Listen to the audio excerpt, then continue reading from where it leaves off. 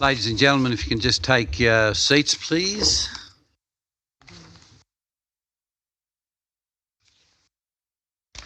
I'll call council meeting, including policy committee meetings of the 3rd of September.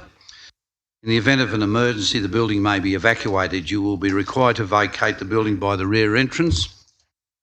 Gather at the breezeway between the library and the art gallery buildings. This is council's designated emergency muster point. Under no circumstances is anyone permitted to re-enter the building until the all clear has been given and the area deemed safe by authorised personnel. In the event of an evacuation, a member of council staff will assist any member of the public with a disability to vacate the building. All councillors and staff required to speak into the microphone. You may need to move your microphone closer to you to ensure you're heard and recorded on live streaming. Pull up the back, hear me okay? Thank you. Your microphone will glow red when it is picking you up. Look, just before calling for apologies, we do have 3 apologies tonight, and so I'm asking councillors, would they mind deferring the election of the deputy move that mayor tonight? Councillor Whitten's dad is critically ill, and Taylor is actually sick, and Councillor Hamling has had to go to Sydney urgently. So that's 3. So we have a mover, Councillor. I'll second it.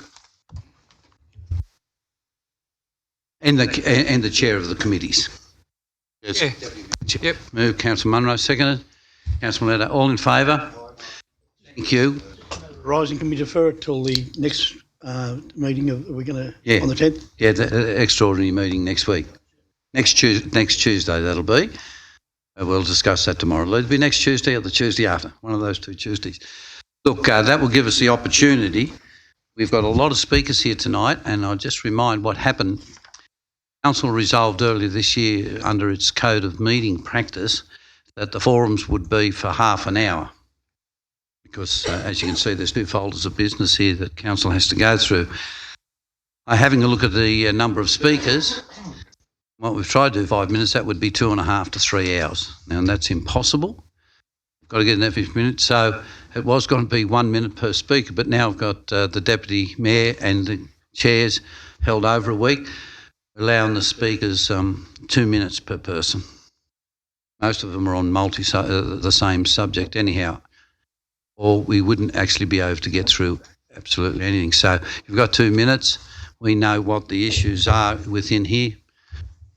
Distinct and perhaps between the speakers address different points. Councillor Letter.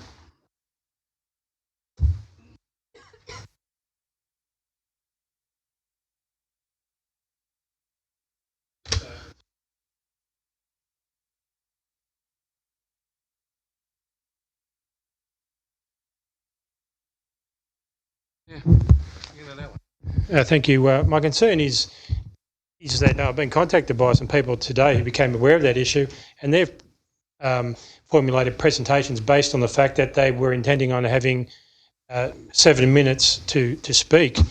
And sorry, Councillor Letter, we've never had 7 minutes. 5 minutes, 5 plus 2 if it's approved. So they've formulated some presentations based on that. And I know that we do have the rule, but I think it's unreasonable when these are such important topics that they don't have to get the opportunity to speak and present their case. I don't know how the other councillors feel about it. I'm in your hands. Thank you, Mr Mayor. Listen, there's no one more than me that's supportive of the ratepayers and residents having a say. We have got a full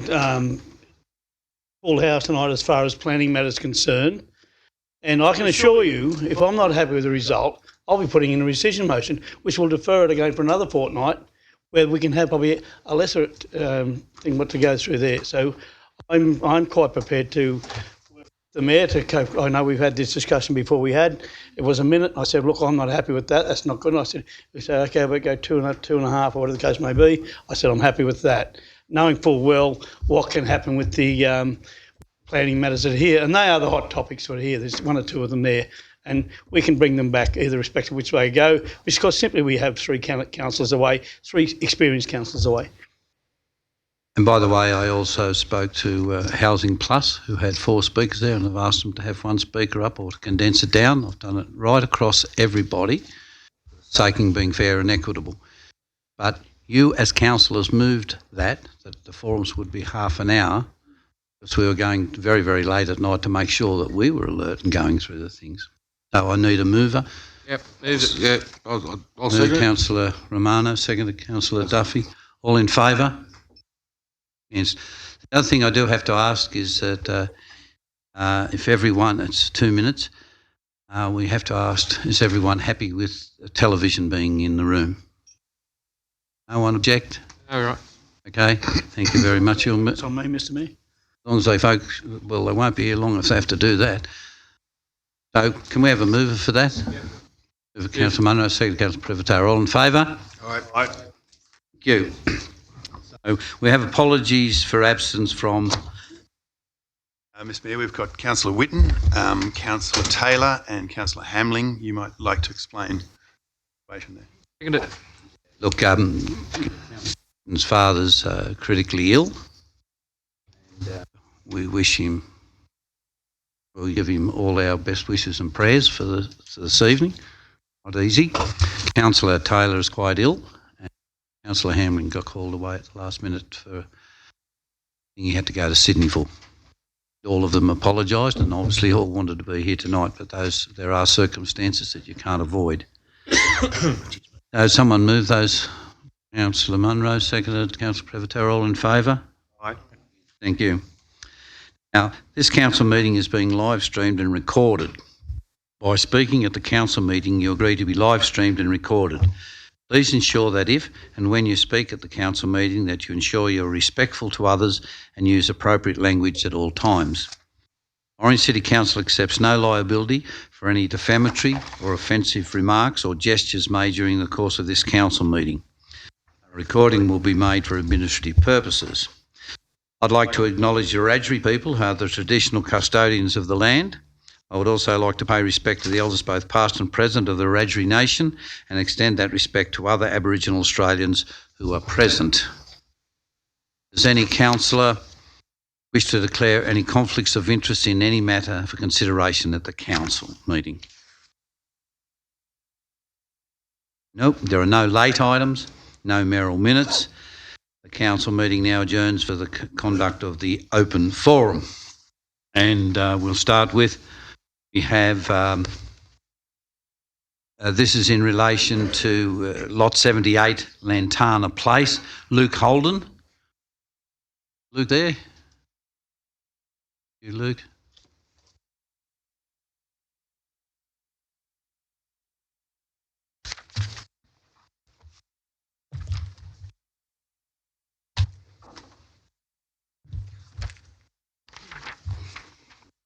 Thank you, Mr Mayor, councillors, staff and fellow Orange residents.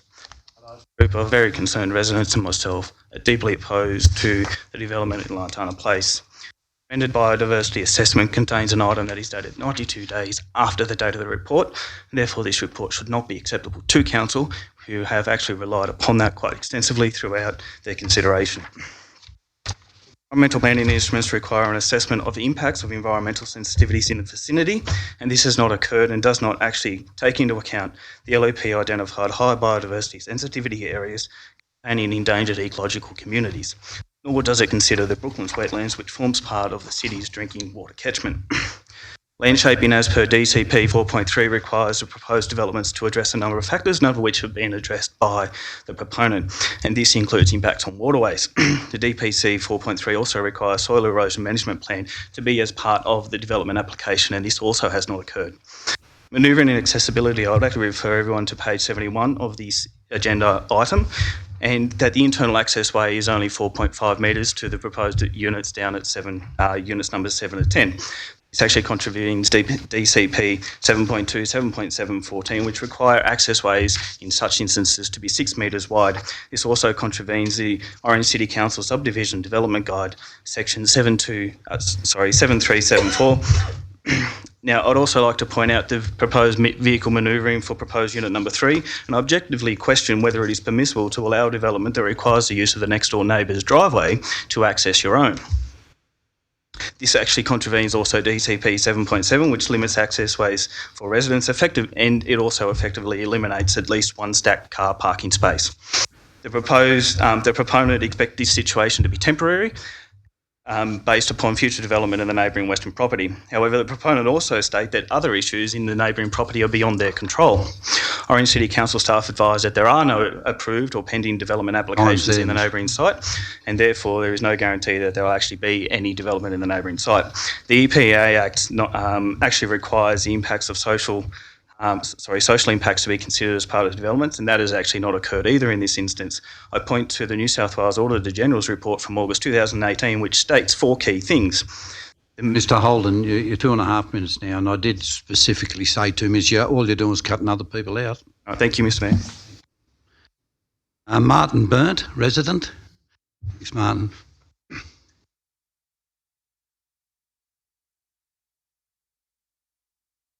Thank you, Mr Mayor, councillors and council staff. I object to the proposed development application DA141 for Lantana Place. Orange City Council's Development Code 1.3.3 states the minimum standard of construction for roadways are the relevant Ausroad and RMS standards. Ausroad Standard 1348.1 states turning areas must be provided at the termination of all roadways to ensure that all vehicles entering and exiting can do so in a forward-facing direction. Orange City Council's Development Code 2.3.4.7 states cul-de-sacs are to be constructed so that a minimum radius of 9.5 metres is achieved to ensure it is capable of accommodating service vehicles. With a road width of 8 metres, the design will make it impossible for fire trucks and garbage trucks to turn around. These trucks will be forced to reverse 150 metres down Lantana Place. Garbage service trucks will then have to reverse back up Lantana Place in order to service the bins on the opposite side of the street. This renders the development contrary to the National Construction Code Section C 2.4. The proposed design envisages the road's future development west into the privately owned property. The property owner, Paul Slattery, asked me to state on his behalf, for 20 years he has been approached and he will not sell his property. Please refer to the New South Wales Government Planning and Environment, Earthworks and Retaining Walls for the following reference that I've provided to everyone here tonight. The proposed development features 3 retaining walls, earthworks and structural supports, must be separated from any other retaining wall on site horizontally by at least 2 metres. The proposed development features a 4.5 metre high retaining wall. The maximum permissible height is 3 metres.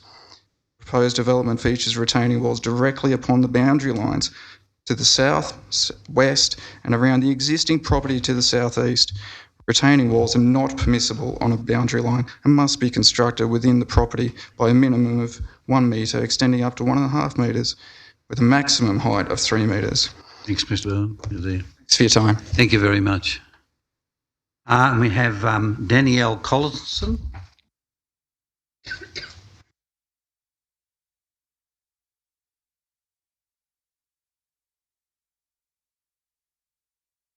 Hello, Mayor, councillors and staff. I'm Danielle, and along with my family and I, we are very concerned about the Lantana Place and we object to it. The block is not suitable for this high density development. Site suitability. The proposed site has a very, very steep slope which requires significant earthworks in order to construct the proposed development. Urban planning principles for such steep sites support low density housing. The original steep subdivision allows just that, highlighting the proposed site was never contemplated for high density development.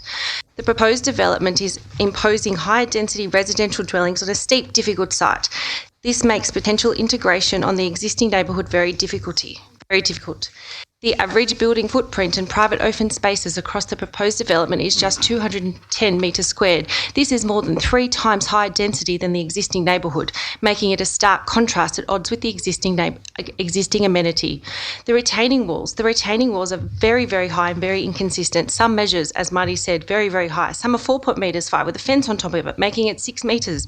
Very, very, very unsafe. While the DA identifies... Traffic issues. The increase of traffic to the neighbourhood has been grossly underestimated. The New South Wales Roads and Maritime Services standard rate used by the proponent is for low density housing. The proponent clearly states the proposed development is of higher density. This will naturally generate higher levels of traffic. The proponent has not made any provisions for this in the traffic flow estimates, resulting in a very underestimated traffic flows. Housing Plus have stated that they will be providing additional services to the residents, such as healthcare, cleaning services and cooking, etc. Personal care. The RMS rates provided in the DA have not been taken into account. These extra services are being provided to the 10 units, thus rendering the traffic flow estimate inaccurate and unsafe for the neighbourhood. The bin storage area along a boundary fence is very, very, very unsafe. The proponent has identified that they will be providing contractors to. Sorry, We're just about there. nearly done. That's okay. Okay, thank you. Thank you very, very much. Katrina Meadeye. Thank you.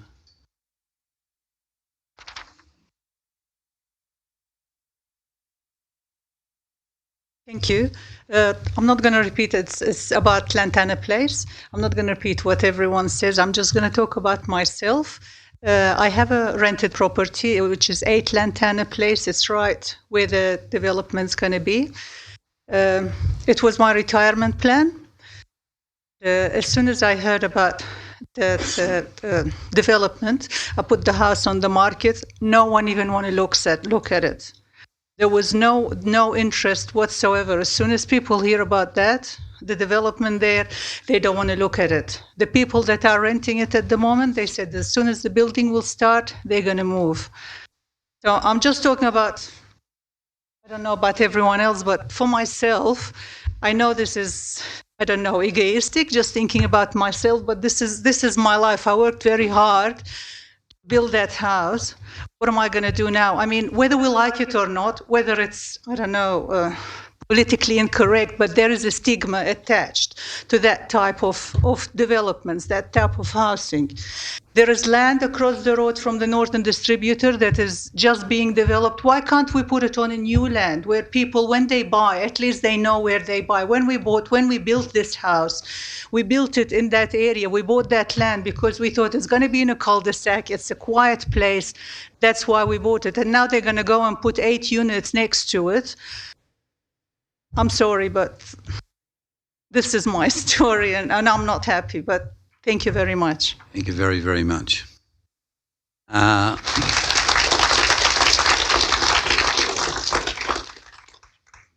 next speaker is Mr. Justin Kentello from Housing Plus.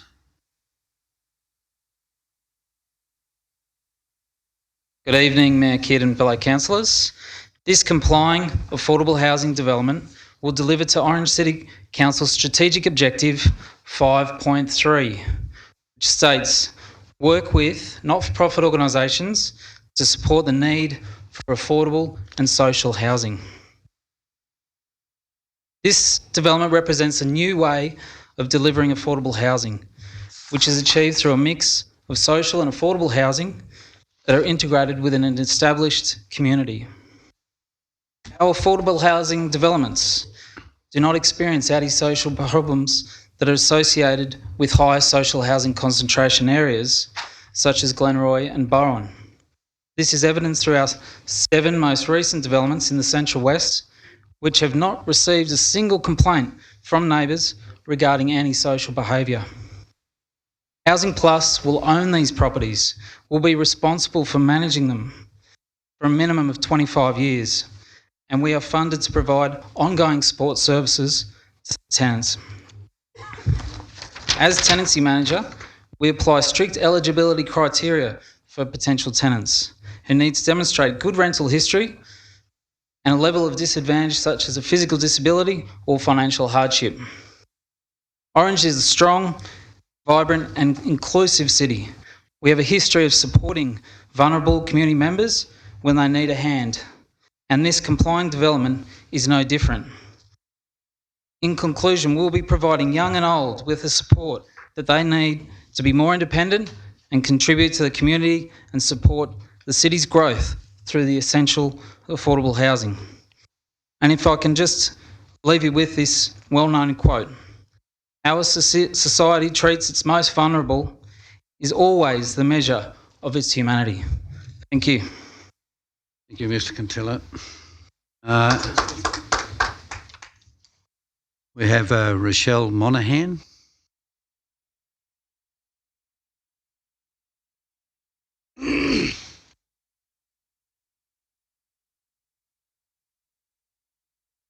Good evening, Mayor Kidd, councillors and council staff. We have communicated, consulted and compromised. We held 2 information sessions, attended a community meeting to answer questions about the development. We sent letters, emails, copies of plans, and we have consulted and compromised. In direct response to neighbour and council feedback, we have made several changes to the original site plan, including reducing the number of villas from 14 to 10, adding single garages on the dwellings in Lantana Place, and supplying 20 car parks, exceeding the requirements of DCP by 6 spaces. The design of our homes fit within the local character. The proposed homes have been architecturally designed and constructed to a standard that is consistent with other homes in the neighbourhood. They will adopt a building and form finish typical to the neighbourhood, which will result in an attractive residential environment and will continue the clear residential character of the area. The development application has received widespread community support from individuals and businesses and organisations, including Homelessness New South Wales, Shelter New South Wales, St Vincent de Paul, Skillset, Veritas House, the Orange Aboriginal Medical Service and Live Better. We now ask you, our councillors, for your support, that you take into consideration the recommendation of the Orange City Council and approve the DA for Lot 78 Lantana Place, so that we are one step closer to providing homes to people in desperate need of a safe place to live. Thank you. Next speaker is Matthew Ward, Aspect Buyers Agency. Matthew, there?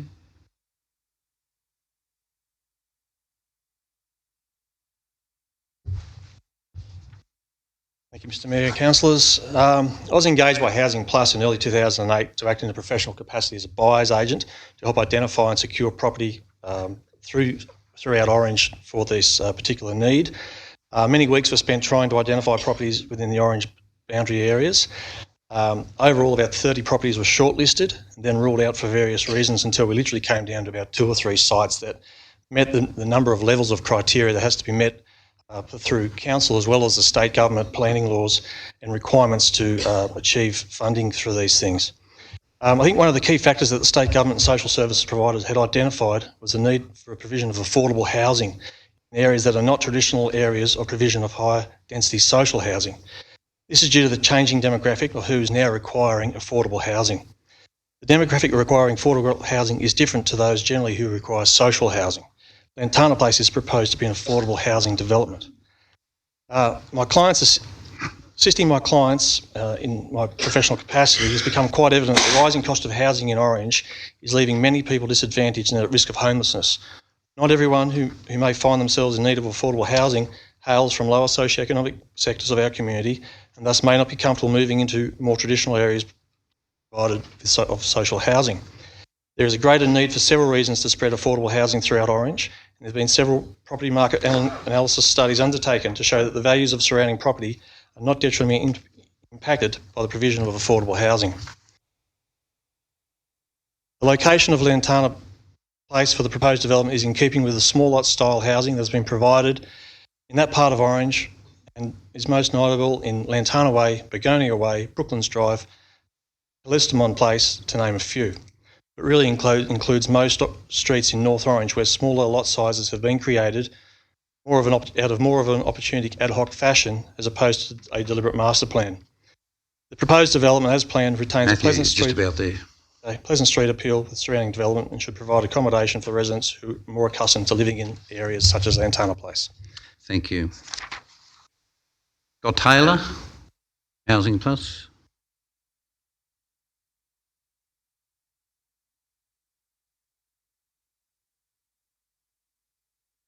Good evening, Mayor Kidd, councillors and executive staff. My name's Scott Taylor. I'm Housing Plus's project manager for the Lantana Place development. Housing Plus has been proactive and transparent in our consultation with the existing neighbours of Lot 78 Lantana Place. We have listened and we have taken their concerns seriously in the planning of our development. We've worked together with both council and neighbours to address the neighbours' concerns surrounding this DA, and I just want to address 2 concerns tonight in the 2 minutes. The first one is density.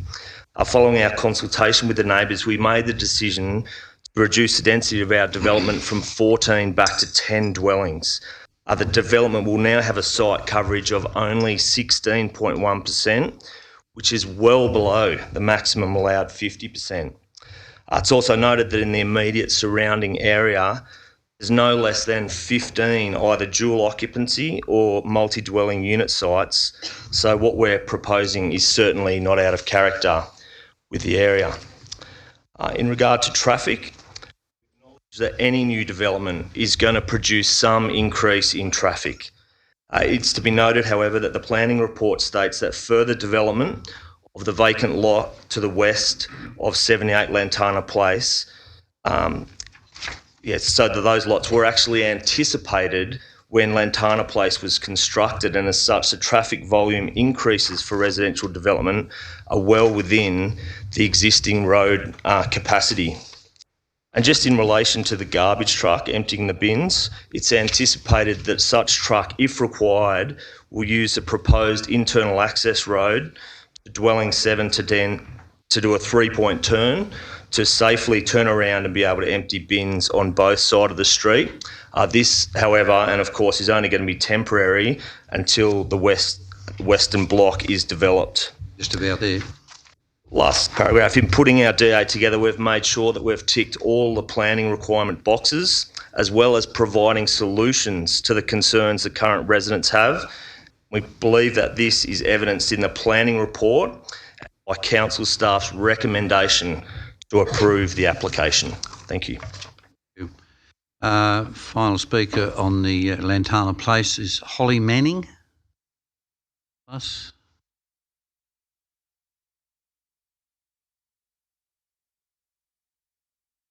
Councillors and fellow residents of Orange. In 2014, my family bought a house that shares a back fence with affordable housing units managed by Housing Plus. At the time, we had concerns about safety and that the children wouldn't be able to play in the backyard because of the arguing and swearing from next door, which I assumed would happen often. We ran a PR marketing business on site and took Housing Plus on as a client and learned a great deal about their services, their clients, and their passion for helping those less fortunate live more enriching lives as part of the wider community. We realised how ignorant we were. Over the 4 years we lived and worked at Casey Street, the only thing we heard from our back fence neighbours was of the sound of an elderly woman watering her plants. As for our other neighbours, where there was no vetting process, we heard screaming children, dogs barking, and several long parties. A couple from Sydney wanted our house more than we did. They didn't see the housing units as an issue, and we sold our home for an increase of 32%. For those who don't have much of a choice, I'd like to think we, as a community, could give people a safe home in a beautiful area surrounded by understanding neighbours. Thank you very much. Now we'll move on to 36 to 40 Turner Crescent, and our first speaker is Peter Calder.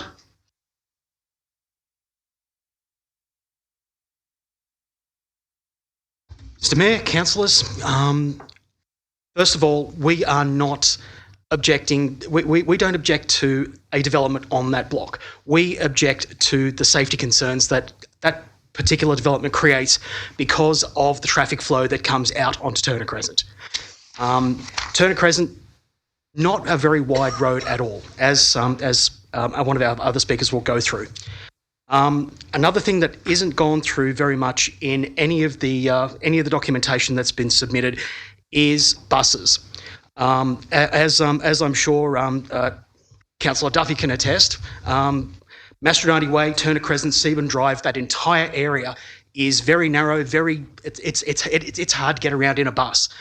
Making Mastronardi into 3 lanes, it's just going to and making Mastronardi sort of a choke point for all traffic that is going to come in and out of the development, trying to get maybe through out into Seaburn Drive, up to Mastronardi Way and onto the Mitchell Highway. I don't think that the traffic impacts have been sufficiently looked at in that particular regard. And if there was some way of having the development have exits onto either the distributor or onto the Mitchell Highway, I think we would be okay with that. It's just the traffic, creating safety concerns, particularly for school children. There are no footpaths around any of that area. On buses, and there are 3 buses that go in and out in morning and afternoon in the peak periods that are listed for childcare centres. There are no footpaths around any of that area. That means kids have to try and negotiate a rough terrain. And Goldie, you're nearly there. Yep. On you. So, and nobody wants it. Nobody wants it to happen. But we all know how fast trucks go up and down the distributor.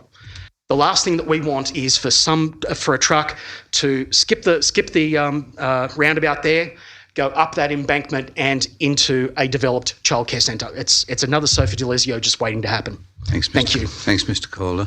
Our next speaker is Barbara Old.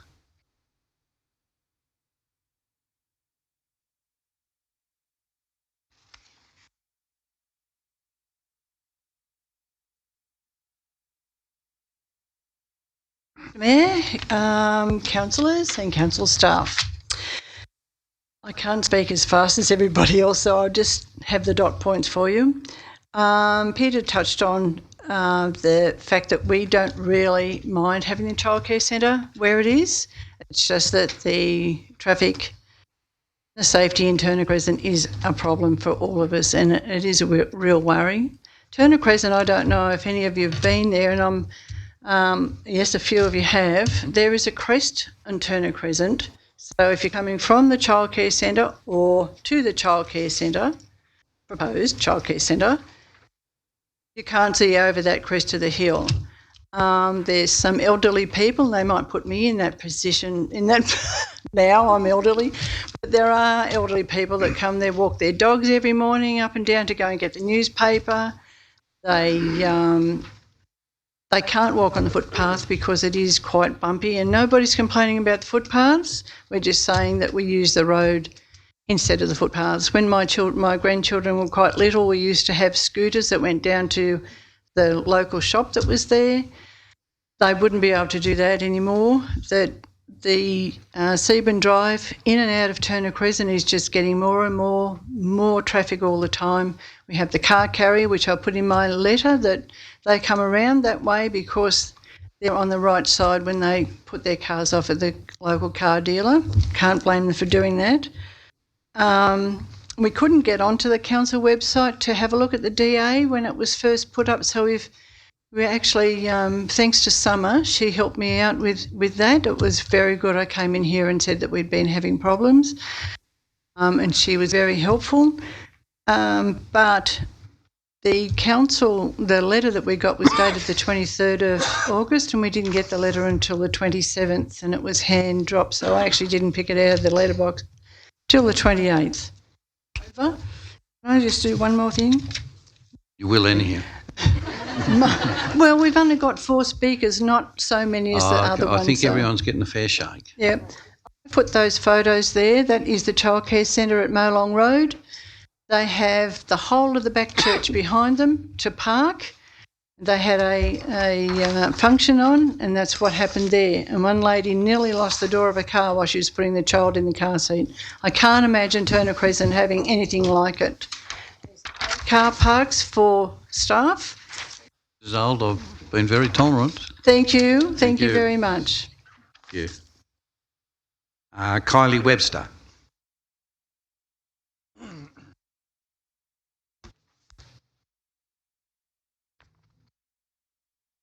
Apologise in advance. I will read through quite quickly to get through it all. Mr Mayor and council members, I am Kylie Webster and I live in Turner Crescent. Continuing on from Peter and Barb about the childcare centre. We have once again looked at the documentation provided by Australian Childcare Solutions, finding incorrect and inconsistent facts within the traffic report, like the width of the road. The only part of the street that is 10 metres wide is directly across the middle of the corner. On page 3 of the traffic report, it states, Turner Crescent is approximately 10 metres wide and allows for 2-way passing and curbside parking along both sides of the road. Many residents have measured the road, and the only point where it comes close to 10 metres is right at the corner. It is closer to an average of 8.7 metres wide, as many residents have measured it, as I mentioned. At least on page 236 of the agenda quotes, Turner Crescent has a formed median width of 9 metres. We ask that council please revise that. We'd appreciate it. Somebody could come out and retake the measurement of the road and have somebody professional do it. We are also happy to walk along with the councillors to measure the road, as it does vary. For example, out the front of Unit 7 in Turner Crescent, it's only 8.2 metres. Out the front of 31 Turner Crescent, it's also 8.2 metres. Around the corner at Unit 35A Turner Crescent, it's 8.3 metres. So even taking into consideration that we're not professionals and we may have incorrectly measured it, it's still unlikely that the median width is 9 metres. On your tables, you have a copy of page 46 of the traffic report, which was just perfect for me to demonstrate how clearly it does contradict itself.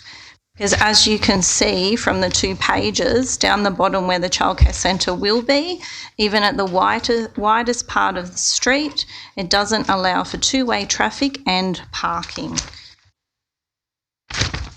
There's also more inconsistencies with the documentation provided with the traffic report, saying only 10 parking spaces will be required by parents in the McLaren report. Staff can use the car park, while in the environmental effects report, it alludes to the staff will be able to use the car park, but with no real specifics. Nearly just over, Ms Webster. Okay. The centre will have 31 parks and 1 disabled car park. We are seeking further clarification because in the agenda notes for tonight, it only mentions the concern of on-street parking to accommodate staff, and council just addressed it as approval requiring dedicated parking spaces to be provided on-site. Car spaces numbered 1 to 8. So that means there'll only be 8, but if you go through the ratios which we have worked out, that is still... I'll have to call a halt in a and moment. to be 17 extra cars on the street. As the DA stands, we'll have an extra 195 vehicles per day using our narrow street, which was never intended to be used by a large business. Thank you. And I've had to cut lots out. I'll just remind a lot of the people here too, a lot of councillors have got this information sent to them. I certainly haven't. I've read through it, and I know all of them, it's been referred through to the planning section. A lot of the information has actually ended up with councillors. Our fourth speaker is Brett Stanford. See here.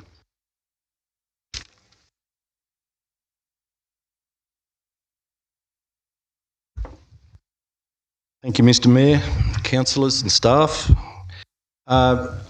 I'm also a resident of Turner Crescent, and I think given the time constraints that we have this evening, you've heard from other people about our concerns with the DA as it's been put in, and particularly the narrowness of the road down there.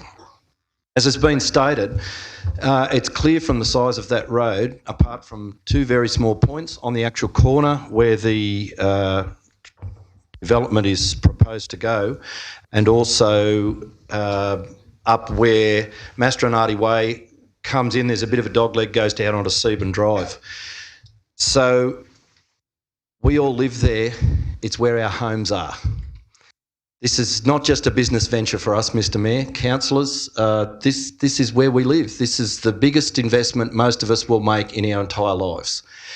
And to have this foisted upon us in its present state is a real worry and a concern, because we've got little kids running around there just like every other neighbourhood. And they're not always au fait with the road rules. As Kylie can attest, she had a heart and a mouth only 2 weeks ago with a couple of little kids that just darted across the road because they saw Dad. And that neighbourhood was never intended to have a commercial venture of this size in it. And look, you've heard a lot of the dot points, and concerns that we have. One that I would just bring up is that they talk about the peak hour in the morning and the peak hour in the evening. Every single person that we've talked to at every childcare, long day care centres in Orange have all said that the peak hour is actually peak 3 hours in the morning and peak 3 hours in the afternoon. That is the average every single day. So we're looking at 6 hours of very high traffic flow in that narrow little street. By its very name, Turner Crescent turns back on itself. It's not just a through road. And look, finally, I would just like to point out some things that when this DA came through the first time, and look, we acknowledge there's been amendments made and there's been a lot of work done into it, but none of the traffic concerns have been addressed properly. And we would just cordially invite all councillors that feel they have the time to come and meet with us. We're not a bunch of yobbos. We're respectful people that contribute to this community. And we would love you to come down and have a look at what we're talking about down there, what the concerns are. As one of the previous speakers, Peter, mentioned, we're not against the development. We're not naive enough to think the vacant block will stay vacant. But what we are asking is that with some small tuning, which was on the table and talked about with the RMS and the council, that the access and egress into that centre could be alongside an existing driveway that's there on the edge of a turning lane. And surely with a little bit of council's cleverness, that could be made to happen. And happy days. They get the childcare centre, we get our Turner Crescent neighbourhood to be left in peace. So please come and have a look. I would cordially invite you all. And I would ask that this be deferred till we have a bit more time to get it together. Stanford.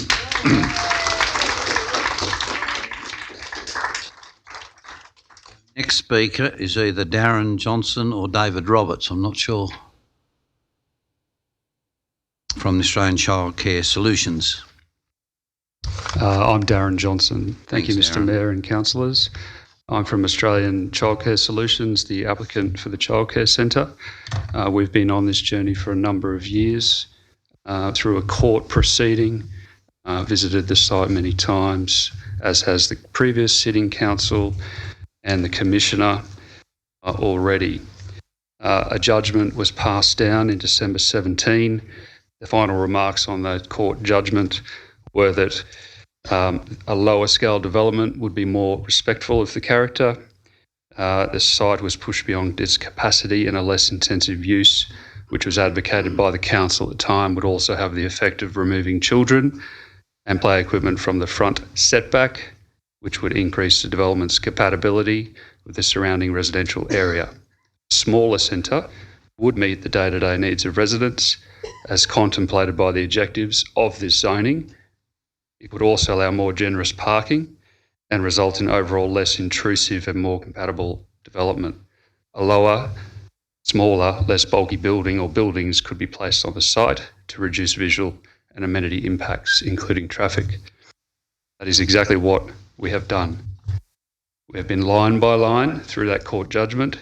We have proposed a lower scale development. It is more respectful of the character.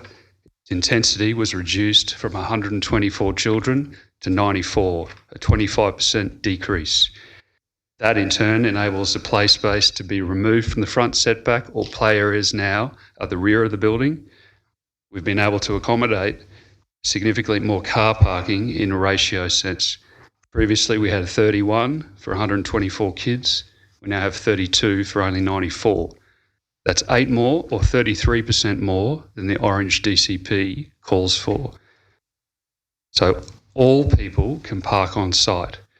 Clarify that. We will need about 7 bays for our parents or carers to deliver based on a 6.8 minute average stay by RMS. Mr. Johnson, that leaves plenty of parking. Just about there. I just want to thank the officers for all the pre-lodgement work and the consultation that we've been through. Thank you. That's the last of our speakers on 3640 Turner Crescent. Next item is 185 to 187 Peasley Street. It's Aldi. Our first speaker is... Oh, sorry, my apologies. David Roberts. I've skipped one, sorry. Thank you, Mr Mayor and councillors, for the time to address you this evening. There's been a lot of things said about our application in Turner Crescent. Perhaps I might just start by explaining that my fellow directors and I have built over 167 childcare centres around Australia. It was a first for us, having to go to a town planning court to argue over a development which we've found have been extremely beneficial community developments right throughout the country.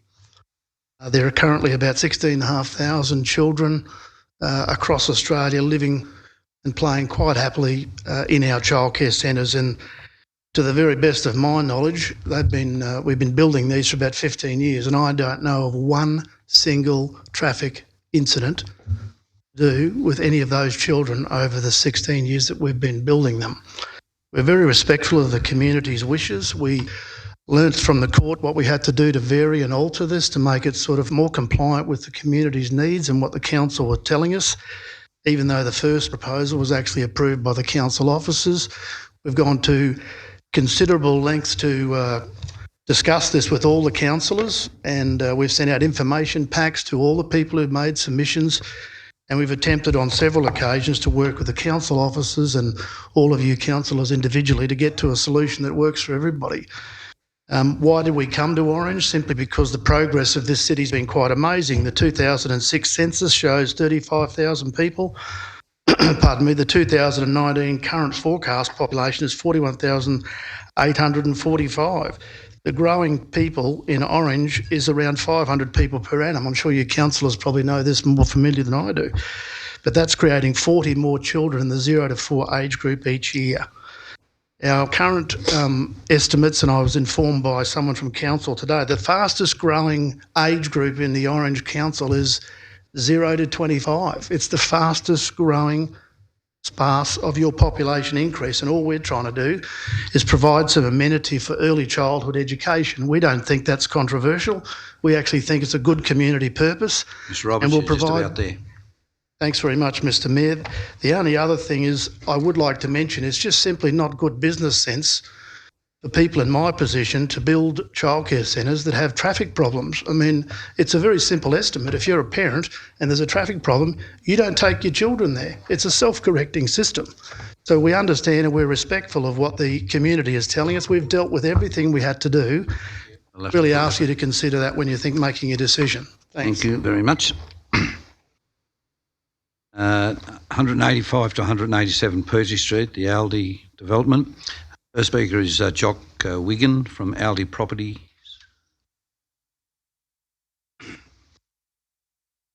Mr Mayor, councillors, look, I'll be short. Look, Aldi, we think the link between the car parks, which will be a one-lane egress link between the Aldi car park and the council car park, is a good idea, and will help the car parks work together for the benefit of the Aldi customers and also the community using those car parks. The Aldi car park will be managed by council. That went through at the last committee meeting. And also the issues raised by interested parties, we think those issues were addressed by council officers in... Thank you. Thank you. Our second speaker is Jack Evans from Jack Evans Store. Thanks, Jack.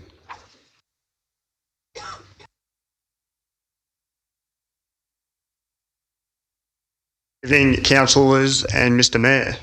I'm Jack from Jack Evans Workwear. My family's conducted business in buildings 203 to 209 Peasley Street for over 70 years. We find the proposed modification to the Aldi car park and the adjacent council car park to be a worrying development. As you would be aware, the council car park is used by customer and employees of all businesses that surround it, along with residents of the upper buildings. I'm also sure that council would be aware that too recently Aldi complained about vehicles being parked in their car park by people that don't shop there. I find this rather ironic as developers are proposing linking Aldi and council car parks so that Aldi customers have more space to park. That's a bit backwards, I reckon. The main issue that I have addressed in my written submission is safety. Bealey, Stinson and Baker from Sydney have never been to the Peasley Street car park.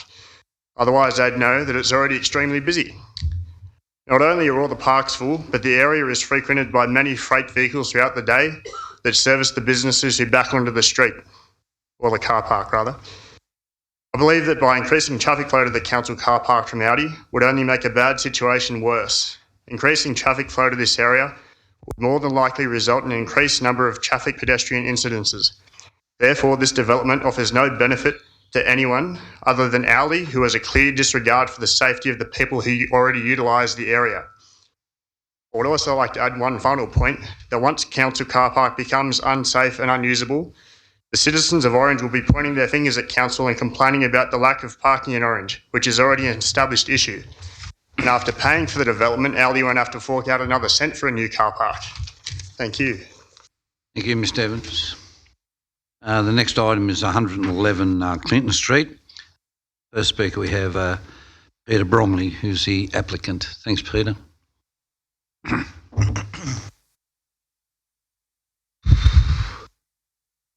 Evening, Mr Mayor and councillors. I'm the owner of 111 Clinton Street. I live there with my wife and 4 children. We've worked for over a year proposing this development, working with the Heritage Advisor, Mr Scobie, Andrew Crump and lately Kayla, who is the assessing officer. It was assessed and put through as approve at the last design. After listening to the council meeting last time that I unfortunately couldn't attend, we've since reduced the angle of the roof down from 35 degrees down to 30. We've reduced the height of the second dwelling down by a total of 55 centimetres, thus alleviating any shadowing that could have potentially upset our neighbour at 26.8, which we at no stage wanted to upset. In doing so, we're foregoing a swimming pool to double our grass area at the back for the kids. At the moment, the kids have about 20 square metres of lawn.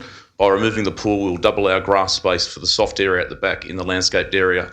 In the assessment, we're also removing 6-foot high brick fence down the side of the property to put a more softer, in my opinion, fence there that is metal slats to allow light through to even get more light onto the street and to reduce the solar impact on Mrs Kennedy at 26A. We've worked with council all the way through, been accommodating in changing our colour schemes to work within the heritage area to which we bought knowingly there. We love the area and we want to stay there. It is at no stage going to be used for a B&B. My wife and I between us have 23 nieces and nephews who would like to come and visit us, and at no stage do I think it's fair to ask them to come and visit us and then say go to a B&B and pay $1,500 to come and visit their family.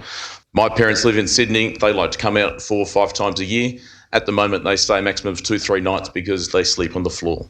So we are proposing the development to go ahead so we can actually fit our family in, grow in the area and be strong citizens of Orange. Thank you for your time, and I'd like to thank Kayla as well for everything she's done in assessing the proposal, because it's not easy. I understand the stresses that can come with it in having Mrs Kennedy and myself, who are both passionate about what we're trying to do in enhancing my property for my family to grow and prosper in Orange. Thanks for your time.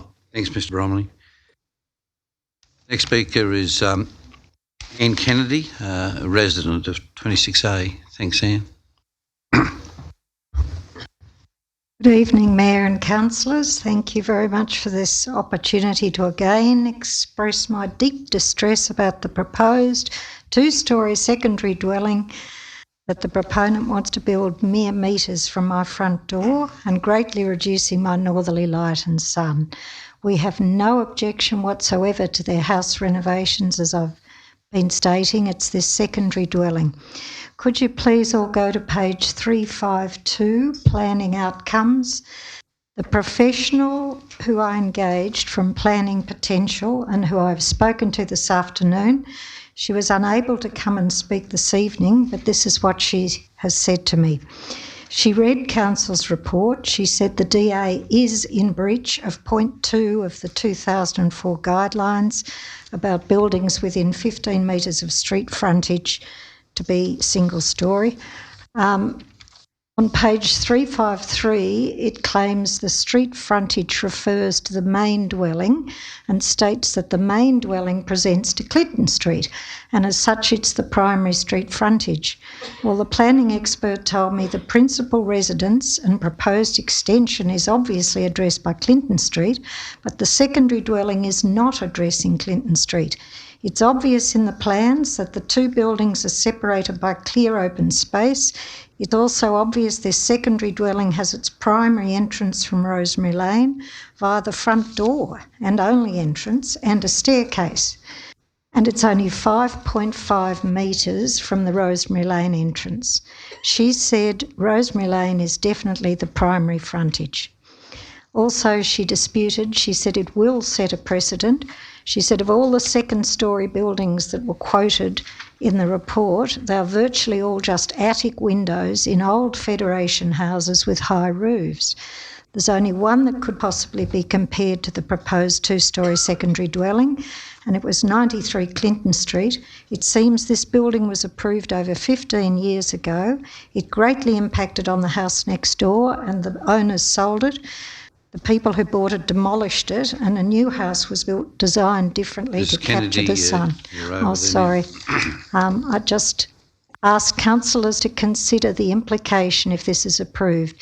If you buy in an area, you expect it to remain the same. You certainly don't expect your northerly light and sun to be massively reduced. We retired here and chose this house because of the north-facing windows and the 8 hours of sun. As we get older, we know that to live in Orange, you must have sun in winter. My husband, unfortunately, couldn't be here tonight. He's helping our son battling the ongoing drought at Canamble, but he said he is very determined to take this to court. If the two-storey building is given the go-ahead, he could not live there as it was. Thank you very much. Thank you, Mrs Kennedy. Our next speaker is Mr Colin Young, and it's on the asset management strategy.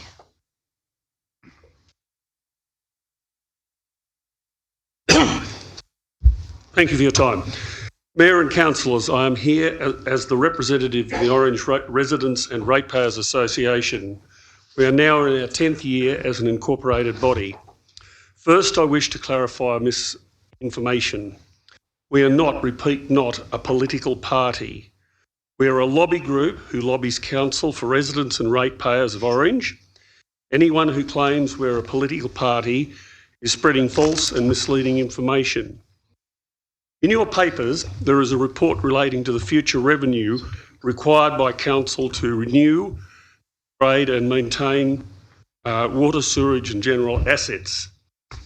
There are inconsistencies with the recently delivery and operational plan report that was issued to the community at budget time and the 2019-2020 asset management plan you have before you. I hope someone will explain the inconsistencies, as the council's financial reports are somewhat confusing. And yes, we fully appreciate that the reports give figures for 2017-2018. That has been taken into account, and we still question the values given. Now is a good time for the council to properly explain to voters how council intends to use its nearly $170 million in investment fund before the market does a nosedive. Finally, we ask council to extend the exhibition time period for the items listed in the LEP Amendment 24. As you can see from the last page of the handout that was delivered to each of your councillors, the items do not all deal with flood issues, yet they were put on exhibition with the DCP with regard to flooding under the words housekeeping. We dispute that all items are housekeeping, particularly item 21 that mentions land that the council wishes to change from IN1 to residential. Young, you're just about there. We believe that that land is number 1 Barrett Street. In the letter from the Department of Planning and Environment dated 19th of June, this land cannot be changed until council does a site contamination investigation prior to public exhibition, and that report is to be placed on exhibition. Thank you. Thank you, Mr Young. And our final speaker is the LEP Amendment 24, which is not on the agenda tonight, but and Salter.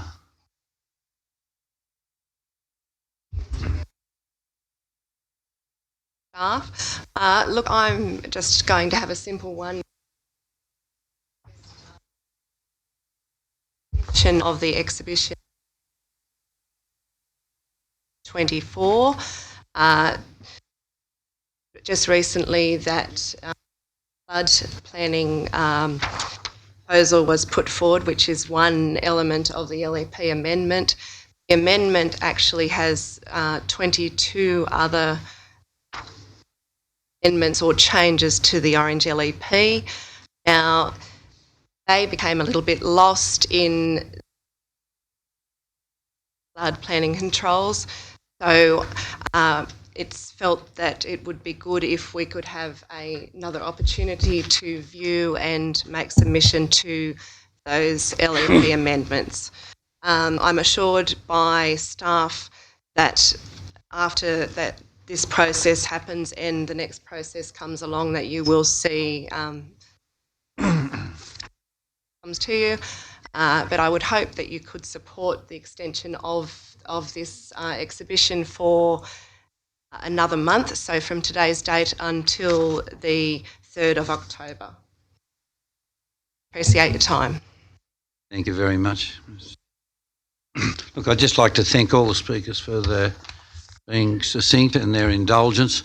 There was a lot to get through, and I thank you all for the manner in which you presented your cases. I'll move on. Excuse me. So now resumes its meeting. First of all, we have confirmation of the minutes of the ordinary meeting of Orange City Council held on the 20th of August. Mr Mayor. Moved Councillor Romano, seconded Councillor Munro. Thank you. You've got to show hands, please. All up. Now the council meeting adjourns for the conduct of the policy committees. First of all, we have Planning and Development Policy Committee, Councillor Turner.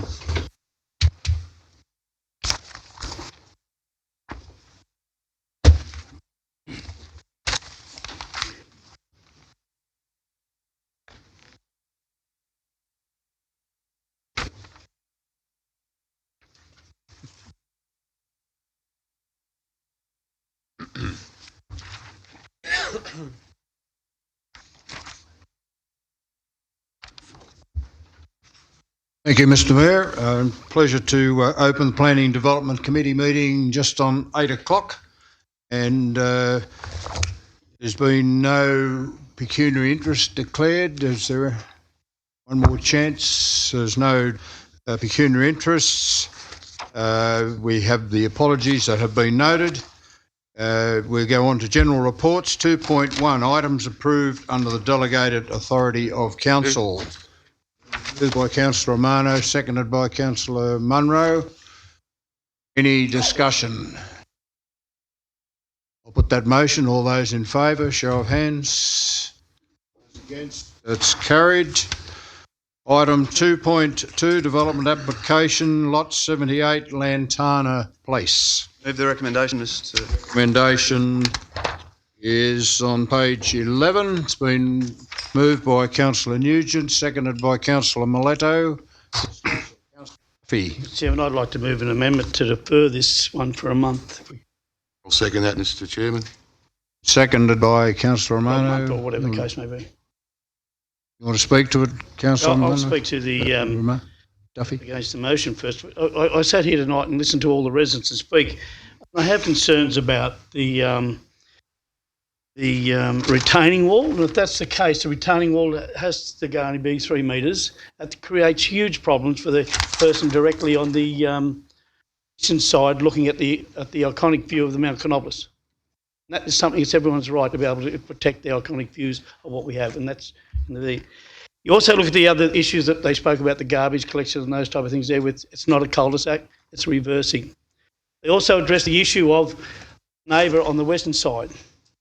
The neighbour on the western side, do we have a DA for that? The answer to that question is no. There's no DA there. You have the issue that they brought up about the driveway access going through private property. I'm concerns about that, and the density of the development. But most of all, the traffic flow, which was an issue as well. I'm not happy with that.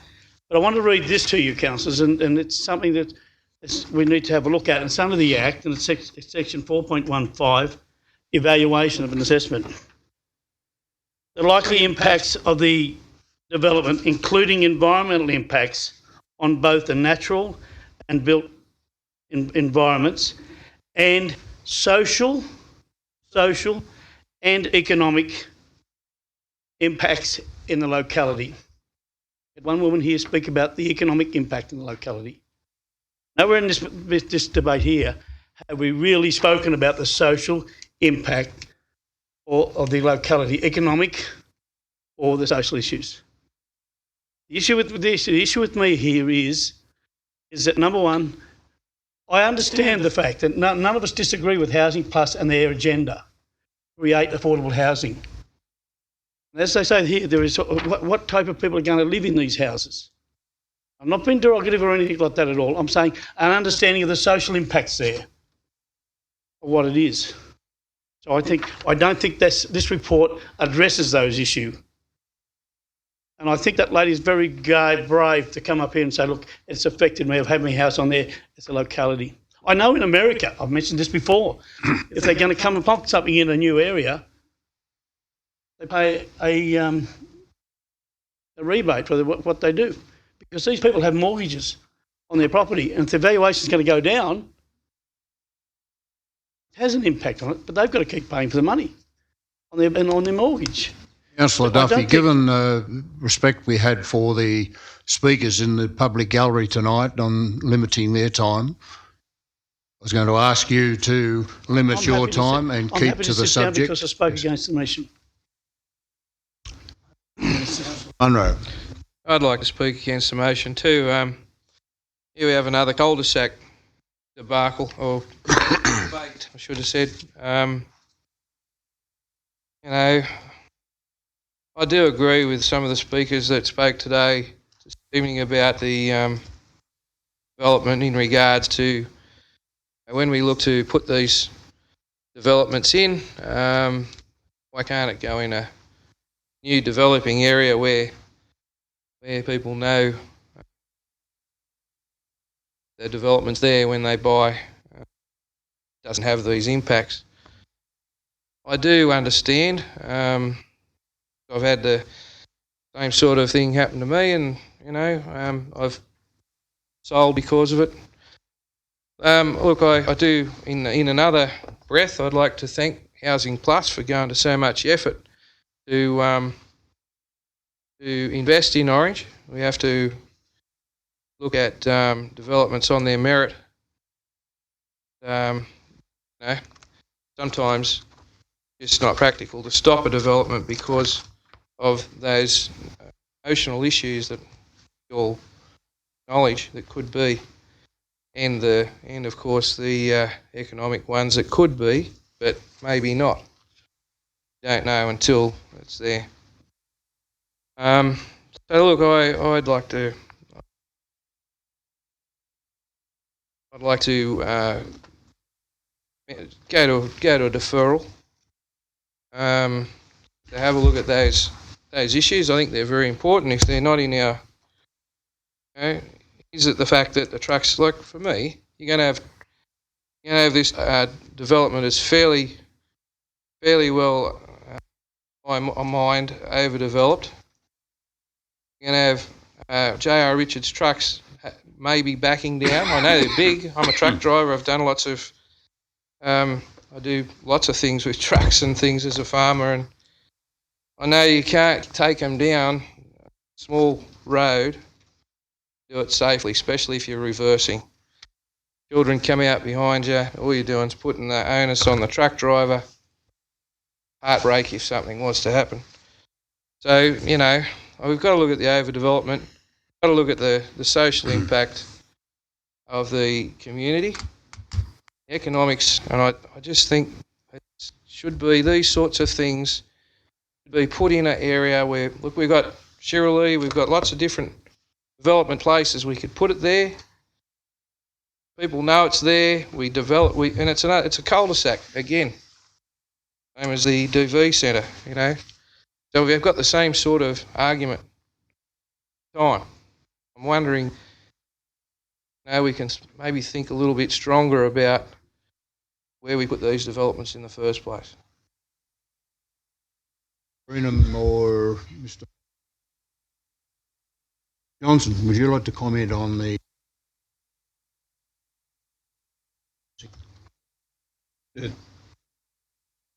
Thank you. Through the chair, this development has 4 driveways between the end of the actual development, where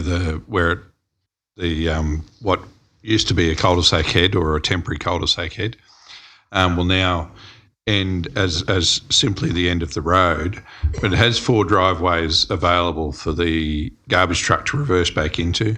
The main one, even if there's parking in 3 of those, the main one is actually an access road. So it's an access road to the units at the rear, and that would be the most logical one for the garbage truck to do a 3-point turn round in. It doesn't necessarily mean the garbage truck or the fire truck has to reverse back for the full length of the street, or will be reversing back and backing into existing people's driveways. So this development contains the full turning circle for those types of movements, and those types of movements can be done safely. I can't comment on the other aspects, but in regard to garbage trucks, there's no issue. Councillor McRae. Thank you, Mr. Chair. To the motion. I'll speak to the motion. No, I don't think we had a seconder for the amendment, did we? We did. Yes. Yep. I'll speak to the motion. This isn't America. We exist under, as far as I'm aware, the Orange planning guidelines and the New South Wales legislation that governs this type of development, and it seems to be a complying development. I do wonder if it was any other multi-dwelling housing development, would we be having the same type of discussion? This is a $2.75 million development, and usually in this chamber there's debate around why aren't we letting developers put more houses to provide housing for those who want to come and live in Orange. Why is this different? I'm pleased to hear Councillor Duffy concerned about the natural impacts. He's concerned about getting rid of trees because they might drop limbs on people. It's fantastic to see that concern. I hope it's consistent. But we also do have to worry about the social and economic impacts. I do appreciate and I acknowledge the Speaker, Katrina, who very clearly identified the stigma that this kind of development has. There is a stigma associated with those who are different. And this is housing for people who are in financial hardship, who have physical disability, who are looking for a safe place to call home. It is a multi-dwelling development, the same as any other. It is not under affordable or social housing planning special rules. It is a standard development under Orange planning requirements. And the idea that we should move these type of people to other places is concerning. When I moved to Orange as a young family, I was 4 years old and I distinctly remember my neighbours. Leith McFarlane was a councillor for Orange City Council and his name is on the outside of this building. And we had no family in this area, and I still remember that he was like a grandfather to us. He looked after my brother when he fell and broke his arm and Mum was running around picking up one of the other kids. And I still remember him letting us climb in his tree and pick his walnuts. We want people to have safe places to call home and not be worried about them begging outside our supermarkets, sleeping in the foyers of our banks, or sleeping in their cars through Orange's winter. This is a decision about the leadership of Orange and our planning and development. If we defer it, we're going to have, as Councillor Munro has said, the same sort of argument all over again.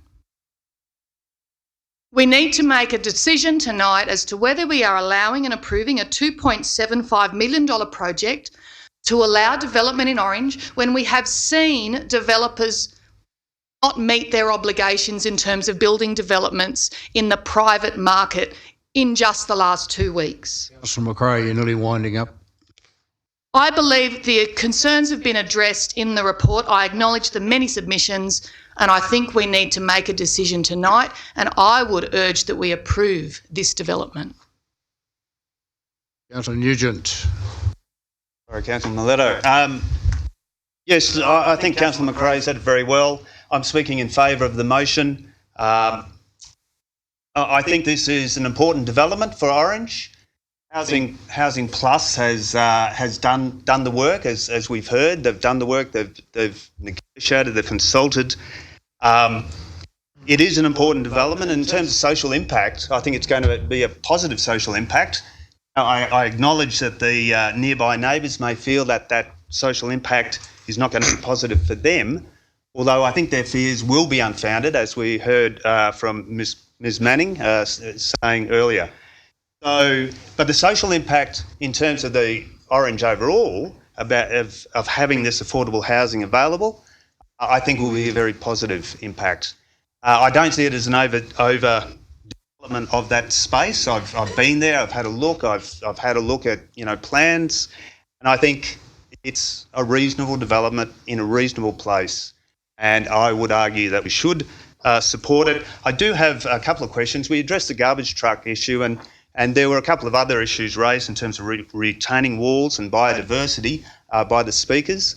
My reading of the report is that those issues have all been taken into account and are okay, but can I just get assurance from staff, from the director, as to that effect? But subject to that, I am happy to support this. Which aspect exactly? Sorry, the biodiversity and retaining walls issues that were raised by the speakers. Through you, Mr Chair, then. Take the three questions there. Firstly, in relation to view sharing, which was briefly mentioned by Councillor Nugent just then, there is a photograph of the closest house which has a window potentially that we wanted to have looked at to make sure there wasn't over impacting on the views, and that is on page 38. So those height poles there, I've drawn red lines on it so you can actually see that's the last unit down the hill, and that's indicating that it would not impact on the view of Mount Cronoblis, which is identified as our prominent views and important views. We were satisfied with that. In relation to the retaining walls, I'm a little confused by that because the retaining wall is an excavation on that side, so it doesn't come up, it goes down. That's hence the reason why that house is down, because it's following the hill down as well as being excavated in. So I don't see that the retaining walls would also impact on the views.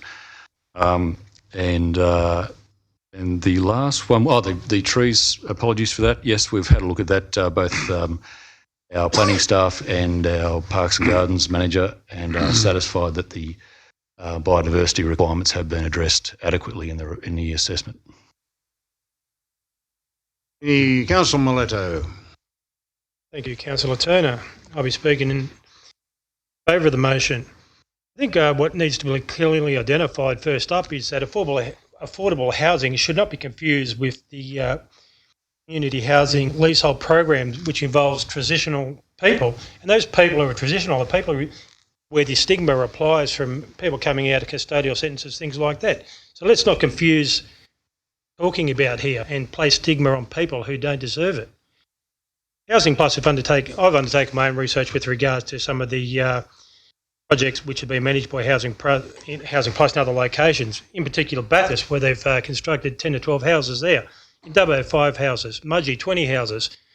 The inquiries that I've made or carried out in relation to the matter indicated that any of these people who are around there have no concerns with those developments. And I've spoken to a lot of people. I've done my research. So I know what I'm talking about.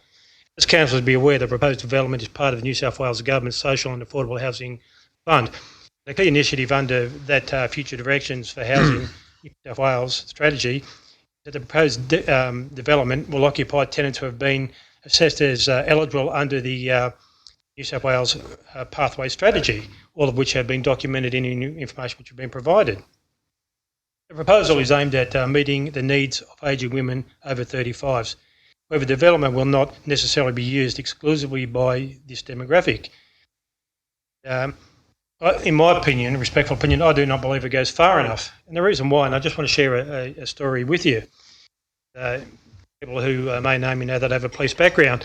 And probably 10 years ago, when I interviewed a lady, when I went to interview her, I introduced myself. She said, "You don't remember me, do you?" And I said, and I apologised. I said, "No, I don't."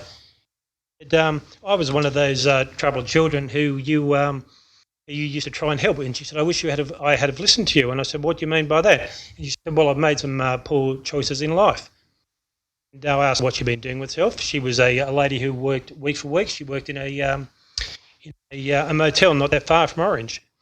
Anyway, she had to leave Orange, and she had 2 daughters. And I said, "What are you children doing now?" And she said, "One's just started university," and she said the other one's in year 10. I said, "Well, can you explain to me why you think that you could have done things better?" And she said, "I've just made some poor choices." So I left there, and she said, "Look, I'd like you to meet my children. If you're back here in the next couple of weeks, please drop in and have a cup of coffee."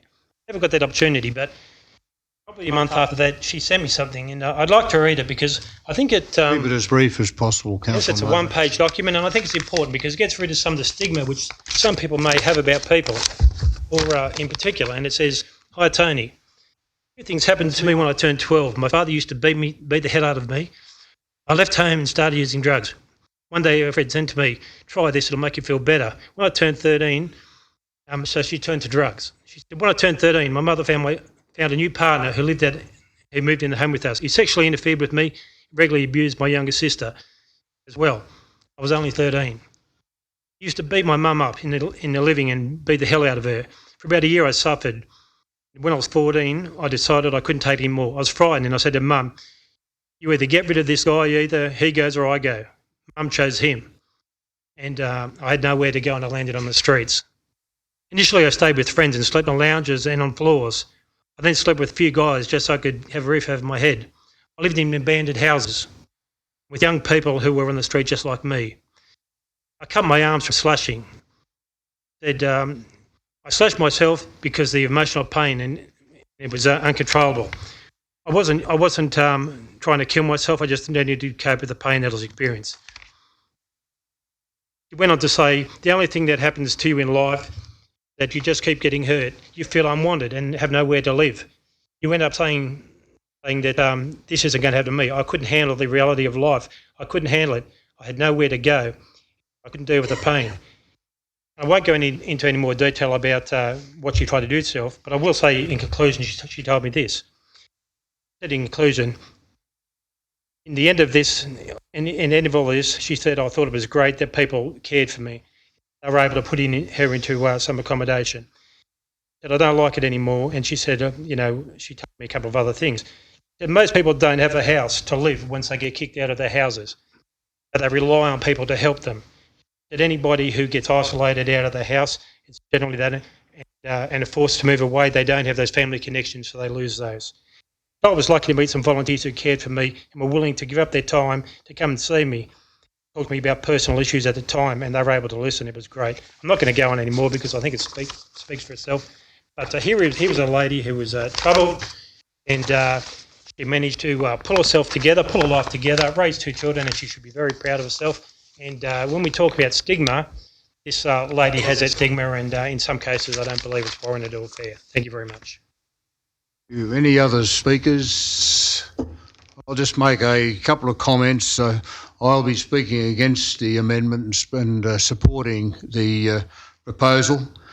I have spoken to a number of the neighbours up there. We have heard tonight about how they moved into a quiet cul-de-sac. Lantana Place was never going to ultimately end up as a cul-de-sac. Eventually, Mr Slattery will develop, whether that's next year or 10 years' time or whatever, it will be developed eventually. The vacant block that we're talking about tonight will be developed eventually. As it said here in the note, the proposal is compliant in terms of state and local planning requirements for multi-dwelling housing, and that's what we're dealing with tonight. So I'd ask for a clarification on what the amendment might say. It is defer. Amendment is defer. Mr Chair, would you mind, Councillor Duffy, to defer to do what? Do you wish more information back? A better report on the social and economic aspects of what it is. No one's debating the fact of the design of the buildings. I think that is. It's about the social and economic impacts. Okay, to be clear, only the social. It's not clearly stated. All right to talk about the signet and those type of things there, but they need to be addressed. Thank you. Understood. Is everyone clear then on what the amendment is? We'll put the amendment. Stop. Councillor Duffy is still clarifying his thing. And the clarification of the, I don't think there's enough clarification there from what we heard from the residents in regards to the retaining walls and those type of things. Mr Chair, we can't vote on something we haven't defined exactly. So far we've got a deferment for a report to come back with social and economic assessment. The social and economics and the retaining walls. And the retaining walls. Anything else?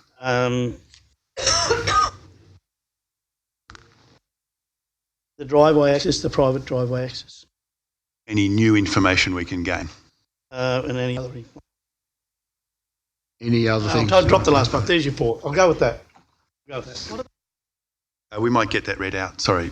Can I just seek clarification? If we talk about social impacts, how can you determine a social impact when you're not aware of what's going into the houses? I mean, are you suggesting that there is an element of person going in there who may be not our model citizen, or? I'll answer that, Mr Chairman. I think you. No.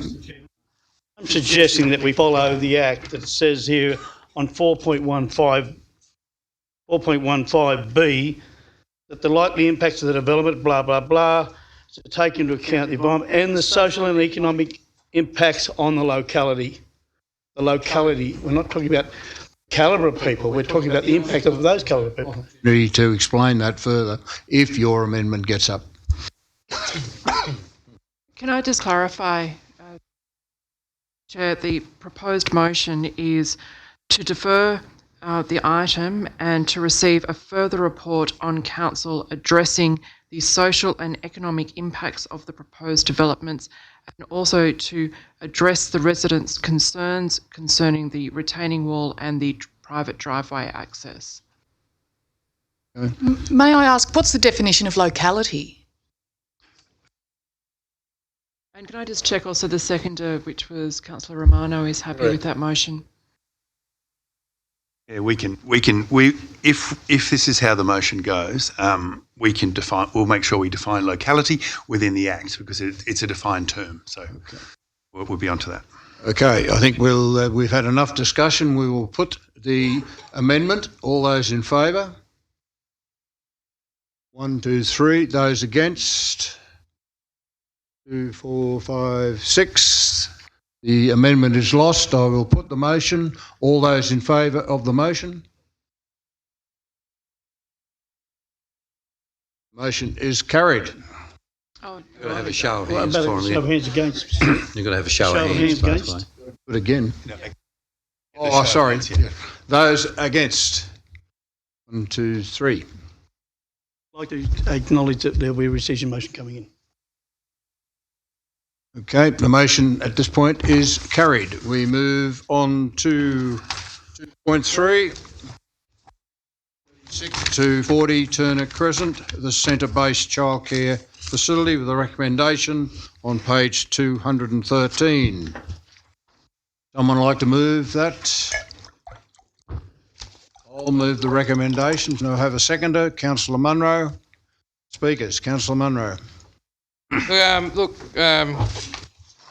Chair, I seconded the motion, but I'd like to ask a question of probably Ian Greenham. On the plans we have here, I took into account the thoughts of residents and knowing that area very well. I totally understand the traffic impacts that will occur there. I ask the question, is there an opportunity for us as council, looking at plans for the car park of the care centre, seems to me that there could be an exit, even if it's not right now, maybe in the future sometime, with council's consent, look at the opportunity to come out onto the distributor road as a slip lane before the roundabout. I see that as a real no-brainer as far as the traffic impacts on Turner Crescent. Also would give the developer the opportunity to know that he's got a DA approved this evening, with that opportunity for council to invest in that entranceway. I think would be a really good compromise. Not enough in this council chamber do we compromise, in my opinion. So I'm wondering if we can, please, have from you an opportunity to say if that could happen, if it would really interrupt with the plans of the centre. Green. Yeah, thank you. Through the chair. The only way it could happen is with RMS support, and RMS have already given their feelings on this particular matter, and they do not want secondary access onto either the Northern Distributor Road due to the proximity to the Mitchell Highway or the Mitchell Highway. Next question then, if that's the case, is what other traffic changes could we make there? Could that be a one-way road around, and maybe to alleviate distance, the traffic impacts, so they're going around and out? Could that be something we could look at in the future if there is dramatic traffic issues with that road? There would be the potential to look at that sort of thing. We could look at that, and there's the opportunity that could be a one-way road, maybe, if we could have a look at that. Could we maybe have a report after this, whatever the decision is? Okay. On that, please.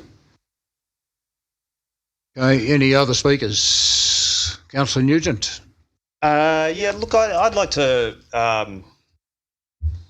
move a amendment to defer this for 2 weeks, this matter, on the basis that of the comments.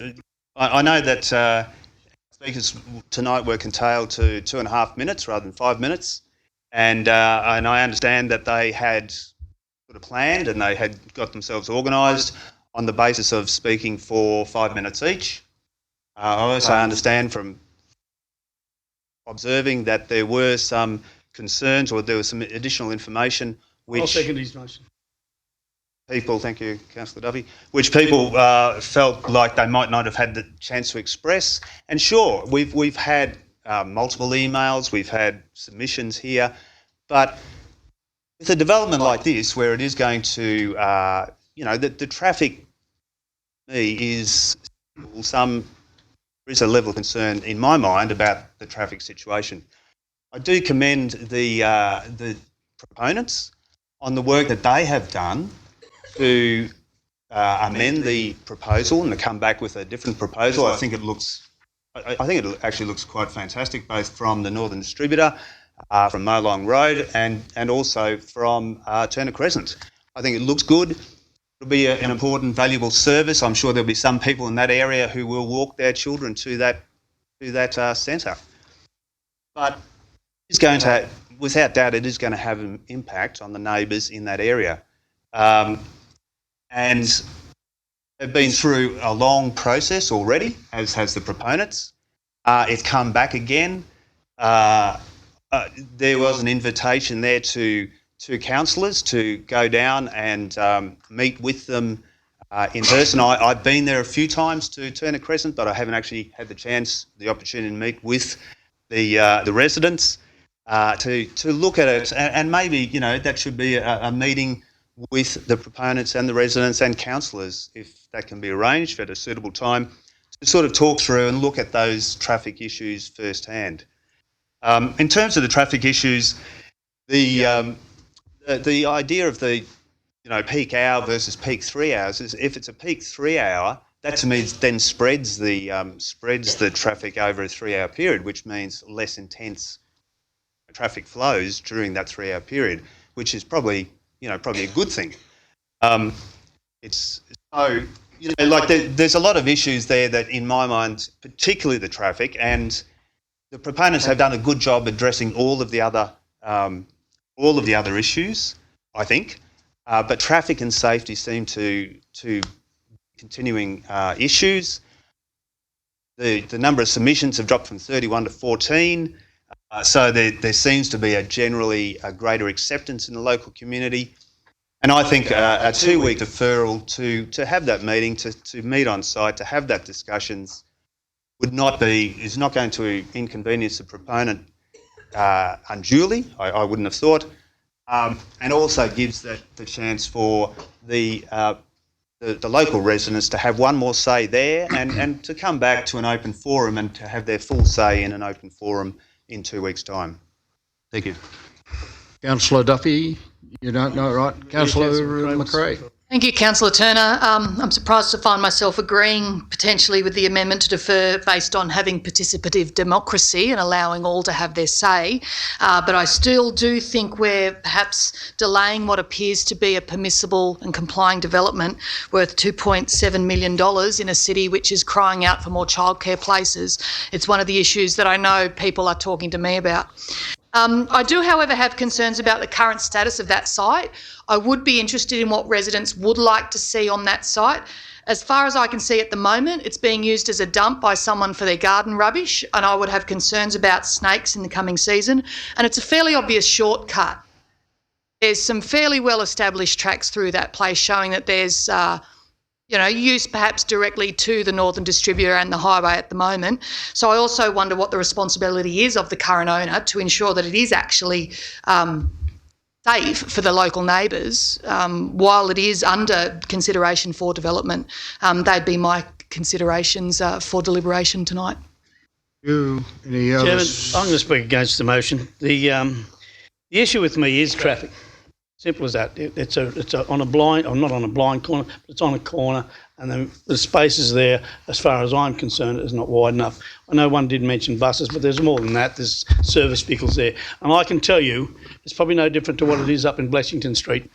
Phillip Street, when you drive the back of Bletchington School up there, and you've got cars parked both sides, picking up kids. It is. You talk about the spaces that are available. What happens when you have grandparents day? And I can tell you, when you have kids that old, both grandparents turn up, and a friend if they got them as well. So where are they going to park? They're going to park out in the street. So how many car parks you got there, those type of things there. But the sad part about this situation here is that this went to, this was a recommendation from the staff the very first time it came in front of us here, and we overturned that decision of the recommendation of the staff, and we said, let's go. And it went to court. And rightly so, they've done some addressed some of the issues, and that's the case. It's a pity they didn't do what 62 Bing Street did and discuss it and put the process through the court and take it out of our hands and done the process through that way, what happened there. We wouldn't be having this debate because we're still here with the traffic. The traffic would have been solved. We've got it here and we've got to deal with it, and what we've got on our hands, as far as I'm concerned, is not suffice, because we've just got one bus driver just come back from it, just from a time off to recover from an incident that did occur. Thank you, Councillor Duffy. No further speakers. The only comment I'd make is speaking against the deferral. Again, I cannot see that any further deferral on traffic issues are going to solve anything. We've been through it in the previous application, and overwhelming the concerns, rightly or wrongly, were on traffic. So we can come back in a fortnight, and Mr Waddell's going to recommend that a fortnight won't work, but the next time we come back, we will still be discussing the same issues, and with due respect to the neighbours, those issues will not be solved while ever the childcare centre goes ahead on that particular site. We are told that the traffic numbers are within the guidelines, and the residents may not agree with that. So it is a difficult one. As has been acknowledged, the developers have acknowledged the recommendations from the court and have complied with most of them. Councillor Nugent said the development itself is U-Butte, or whatever words he used. So I will be voting against the amendment because I cannot see, by putting it off any longer, how we're going to solve the perceived traffic problems. Councillor Miletto. Thank you, Councillor. Acknowledge the concerns which have been raised by the residents around that area. Yes, it has been through the courts, etc. The subject has also been spoken about in our traffic committee meetings also. It has been addressed by the RMS, say that it's permissible. They don't have any concerns. Concerns were if the traffic did go onto the distributor. I'm struggling to see what more is going to be achieved by having a deferment. And I'd like to defer to the relevant director. I mean, those issues, in my understanding, they've all been addressed, and that the DA is permissible, even in consideration the traffic concerns which people have raised here tonight. So, what more are we going to achieve by deferring the matter? Through you, Mr. Chair, I'm hearing from Councillor Nugent the deferment is for the purposes of talking to the community more rather than any more design work. Can I also say that I can't guarantee I can bring it back in 2 weeks. Matters may arise. So if you could just have a motion of deferment to meet with the community. Mr. Chairman, I just want to know what the resolution is, because I seconded a motion that says he wanted a report to come back to council. You said in 2 weeks. So the issues that he spoke about, addressing with the thing and the traffic. Mr. Chair, I defer to Councillor Nugent to tell us what that? the motion is. No, I didn't talk about a report. I talked about, and just to respond to comments that have been made, I talked about a meeting with the residents and possibly the proponents on site to look at the traffic issues firsthand and to discuss them. I think ultimately, I agree. This DA is, as far as I can see, a complying DA. So ultimately, I think it will pass. But, people need, in these sorts of situations, need the opportunity to express their views and to feel as though they've been heard. And I think that's what a deferment would achieve. Councillor Munro was talking about various, other possibilities. Nugent, keep it brief. Sorry? Keep it brief, please. Sure. Yep. Councillor Munro spoke about various opportunities, and in that discussion on site, other opportunities or other possibilities may present themselves. Chair, we might ask Mrs. Freeman to read out. So the proposed motion is to defer consideration of item 2.3 to allow councillors and staff to meet with residents regarding the traffic concerns that have been raised on site. Meet with residents, and proponents. Happy with that, Councillor Nugent? Yes. Okay, there'll be no further discussion. I will put the amendment. Do you all understand what the amendment is? All those in favour of the amendment? This is the amendment This is the amendment to defer. 2, all those against the amendment? The amendment is lost. I will now put the motion. All those in favour of the motion? Those against? The motion is carried. I'd like to signify so the residents can get a look at the traffic issue. I'll put a rescission motion as well. Mr. Chair, if I could just follow on from what I said a moment ago. I know I'm out of order. We could, I will in a minute. If we can please have that report on the traffic, please, Ian, and just see if we could. And I would like to defer to confer with residents if they would be willing to have a one-way street there. I will be talking to people. Point of clarification, Mr. Chairman, he'll get that opportunity when we have the rescission motion come back. Righto, we'll move on to item 2.4, the development application 167, 177 Peasley Street, as in Aldi Foods Proprietary Limited. Recommendation on page 309. Move the recommendation. Been moved by Councillor Munro, was it? And seconded by Councillor Miletto. Discussion. Yeah, Mr. Chair, look, I think it'll open up that little area. Being a retailer myself for so many years, I think it can help that whole area, as well as to have the council staff monitor the time spent in that car park. It'll actually give more value, I feel, to our council park. So long as, if there is any issues that arise through planning of our car park, our council car park, that if there are any serious issues, as was discussed earlier or estimated earlier, that we address those. It's redesign of our car park or whatever, make it better. We allow this tonight, and we're going to have an economic impact for us as far as the monitoring of both car parks. So it will give back to the city a little. All I ask is that if we do agree to this, that if there is any issues brought up by the retailers that surround our car park, that we address them really strongly and have a little look at the planning of that park if we need to change things. Thank you, Councillor Munro. Councillor McRae. Thank you, Mr. Chair. Look, I speak against the motion. It's only 2 car spaces, but can I argue that with my recent lack of mobility, the closer you can get to where you're going makes a big difference. You're not declaring an interest, are you? No. I actually shop the other end of town in general, but the loss of 2 car parking spaces at the moment, I don't think justifies the change.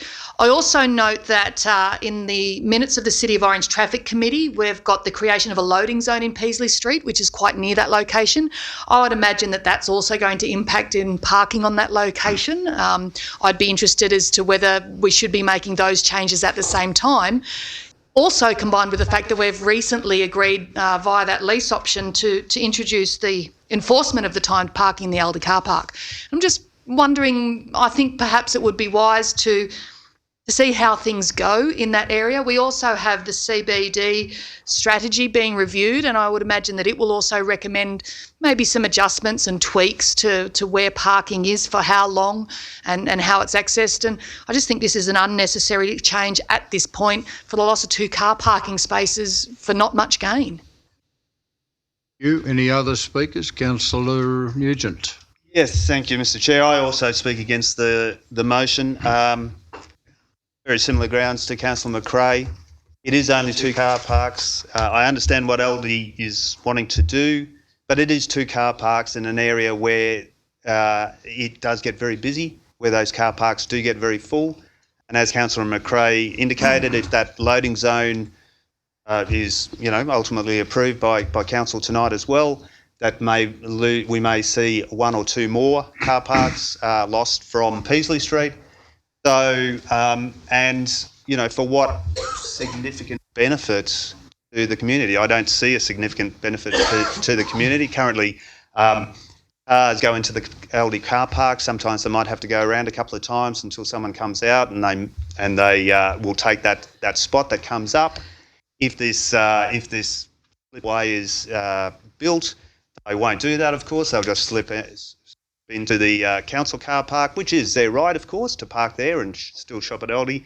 But it will potentially have an impact on those small businesses. We heard from Jack Evans earlier tonight. It will have an impact on those small businesses, and I don't see, the justification for losing 2 car parks in that area for what is a questionable gain, in my view.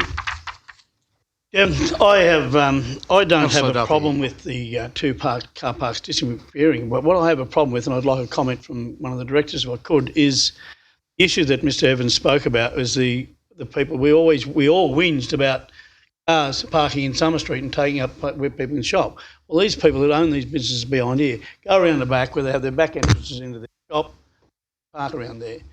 Is there any provisions within that to give the owners of these businesses access to that for parking, all-day parking? Because I would assume that we're going to look after and manage the Aldi's car park, we're going to have time parking there like we have everywhere else. what you're asking, are they going to, the possibility of having allocated spaces for those Allocated retailers? spaces for the business houses there. Through you, Mr. Chair, short answer, no. The closest you get at the moment, the op shop has some passes for the volunteers that go there. But in relation to what that existing car park, the time rating, it's on it. Half of it is 2 hours and the other half is all-day parking already. So that's what would be used by the shop owners there. They certainly do use it. By about 8:30 in the morning, it's normally full. That will be still the case. It's not going to change. No, there's no proposal to change any timing. Does there need to be more parking allocated for the? It's not allocated parking. It's public parking. It's all. There's half of it. Yeah, but I mean the all-day parking. There's no. More allocated, or is there enough allocated? There's no proposal to change that. As Councillor Duffy, as it said in the report, the all-day car parking is usually full by 7:45 in the morning, and those that want all-day car parking end up in the railway car park, which council contributed lots of dollars to. I can see the only reason Aldi have applied to have this slip lane is so that once their car park is full, it'll flow into what is already a full car park. So I don't know what advantage would be, and as you say, they're losing 2 car spaces even though they have more than what is required. I'd asked one of the council staff, is there any other reason why Aldi are applying for this slip lane other than when their car park is full? The applicant hasn't expressed any more than the convenience for their users of the car park. Well, I read the report and I couldn't see any reason why they wanted it. Yeah. Just as a clarification, when you're driving from the Aldi's car park into the proposed or the council car park there, it is going to be a left turn, but you can't turn right? Left turn only, yes. Turn right, from those types. There'll be, go down there's the a wrong condition side. proposed that has an island in the middle of it to prevent the right-hand turn. It'll be a left-hand turn down around the loop. Yes. Mark that way. Yes, there'll be an island there. Any further discussion? I'll just make a comment. I'll be voting against the proposal, and until we see what the effect of the council patrolling the Aldi car park, it's going to free up a lot of their car spaces, I believe, and maybe if Aldi come back in 12 months' time asking us to review it again with further evidence of why it should be open, we'll look at it then, but I'll be voting against it tonight. No further comments. I'll put the motion. All those in favour? Motion. You're in favour of the motion, right? 1. Those against? Motion is lost. Reasons for refusal, Mr. Chair? Loss of car parks. And the potential increased traffic flow through an already very congested council car park. Public interest. Public. Economic advantage. We move on to 2.5, development application for 111 Clinton Street. Recommendation on page 339. Where's the motion? Councillor Privatera, was it? Yep. And seconded by Councillor McRae. Discussion. Councillor Munro. Look, councillors and Mr. Chair, I do empathise with the neighbour.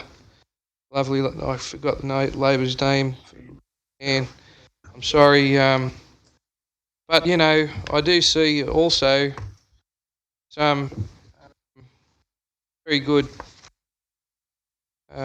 work's been done as far as changing that, so there's more light in that on her side of the fence, and I commend the owner of 111 for going to the lengths that they have to try as hard as they could to make a better result, and that's compromise, and I love to see compromise.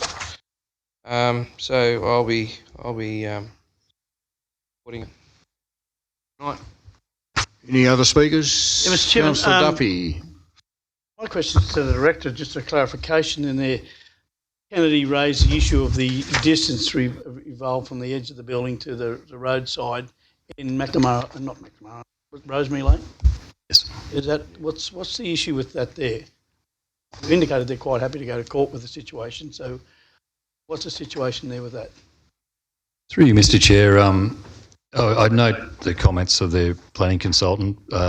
Staff don't agree with that line. We've consistently enforced when we get corner allotments that it is a secondary allotment and that 15 metre doesn't apply to it. So we have a long history. To that. Yeah, we certainly don't think that. So that will be a disagreement in the court. Oh, well, that's if it ever went to court, but... Just to clarify again, one of the speakers talked about the principal address. So council still agrees the principal address is Clinton Street. Yeah, the principal frontage is Clinton Street, yes. Councillor Nugent. Thanks, Mr. Chair. Yeah, just a question of clarification, and I certainly feel for Mrs. Kennedy in terms of having a building of that size, even though it has been reduced in height by 55 centimetres, which is a credit to the proponent for making those concessions. But Mrs. Kennedy talked about loss of sunlight into her windows, into her house. Now, my reading of the report in terms of overshadowing is that there won't be any loss of solar or light into the house at 26 Rosemary Lane. There will be maybe some overshadowing into the yard, although I'm not sure what the impact of the dropping of 55 centimetres might have on that. So can we just get some clarification in terms of that, the overshadowing issues?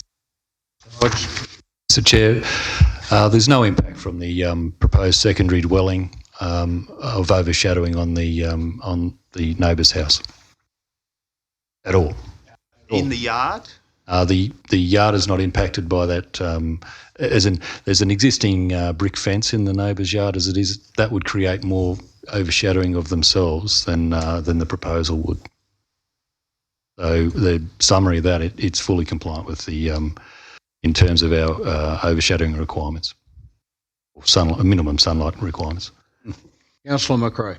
Thank you, Mr. Chair. Look, I'll speak in support of the motion. I acknowledge Mrs. Kennedy's passion and her concerns regarding her lifestyle. I did second the motion and I stand by that. It's a complying development, which I believe has been well and thoroughly detailed, and particularly with the last couple of weeks of consultation between the proponent and the neighbour, and of course the planning staff involvement. Particularly note that there's not many occasions where one would see the removal of a swimming pool. I think that's perhaps a reflection on perhaps cost of water, but a great opportunity to have more people using the Orange Aquatic Centre. So fantastic opportunity. But look, it's an outcome which is perhaps for its location, with the concerns overshadowing and the detailed assessment it's gone through, but particularly with Rosemary Lane being a significant and yet a minor street, it does provide us with some opportunity to reflect on our heritage areas and how we move forwards as Orange City Council and infill development, particularly where it's a secondary dwelling. And if you look at our increase in visitation numbers, particularly for friends and family, it's great to see that there are more people coming to visit Orange because of their connections to the local community. Thank you, Councillor McRae. No further discussion. I'll put the motion. Everyone clear? All those in favour?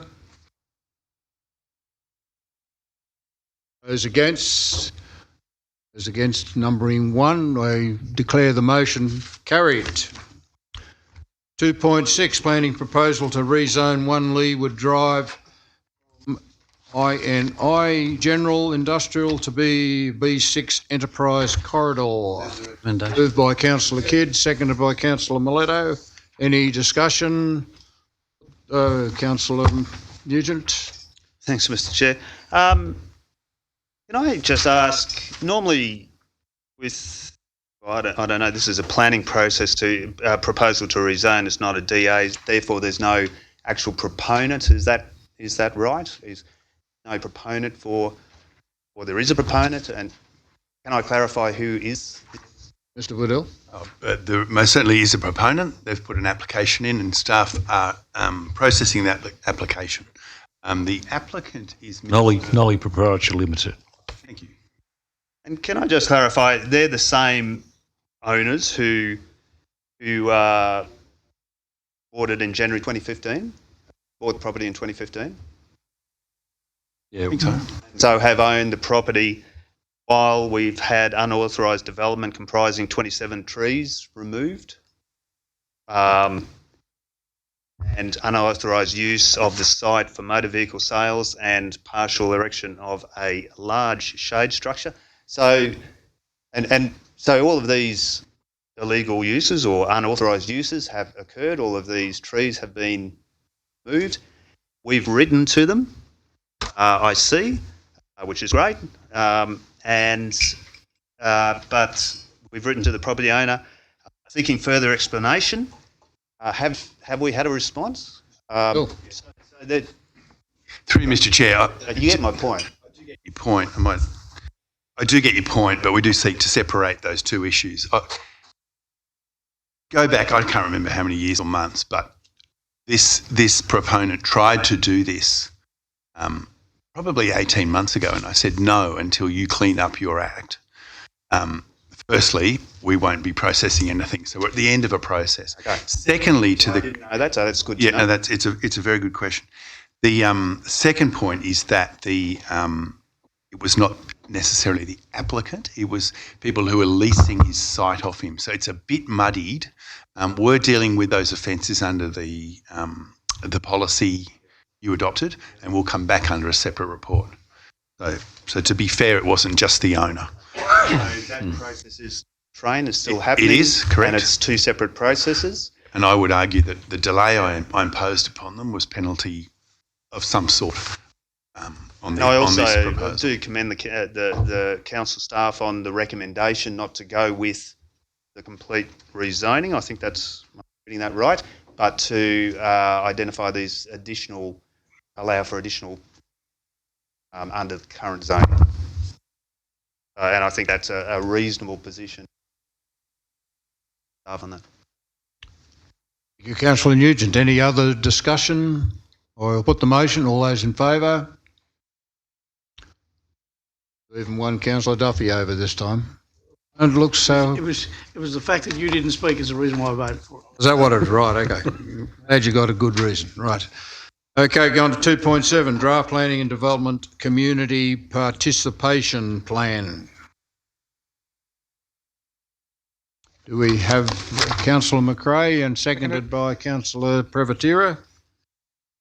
Comments? I'll just speak to the motion briefly. I believe that in my couple of years here on council, I've learnt a lot about planning, and I think it would be fantastic to see council continue to communicate effectively with our community and ensure that they are aware of the various planning applications that will impact on them. And I think we've had a number of meetings in consecutive months where we've had a packed gallery, and I think that is because not necessarily they're contentious decisions, but because also people are engaged and aware.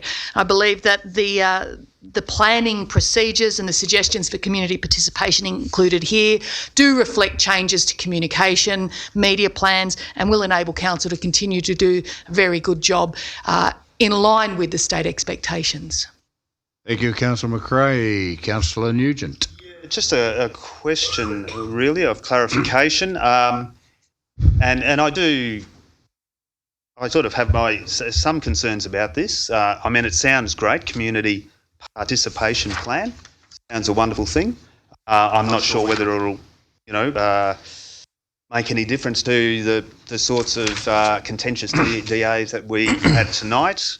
And I just on that, it's been, I think in terms of the DAs we've been dealing with tonight, it shows that the city is growing. And whenever, when a city's growing, there's always pressures for, new developments pushing on old developments. And I think that's what we've seen tonight across the Planning and Development Committee, which I think is a good thing ultimately.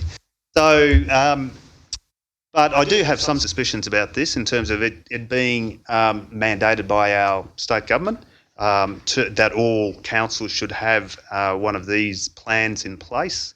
And I'm not really clear about what the motivations are, but I'm happy for it to go out on a public exhibition. My question really relates to the amendment of the Development Control Plan 2004, which is the first part of the recommendation.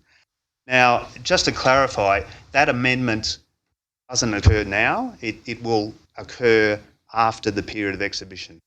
Just want to make sure that there's nothing happening right now. It's all we're doing is putting this on public exhibition for comment.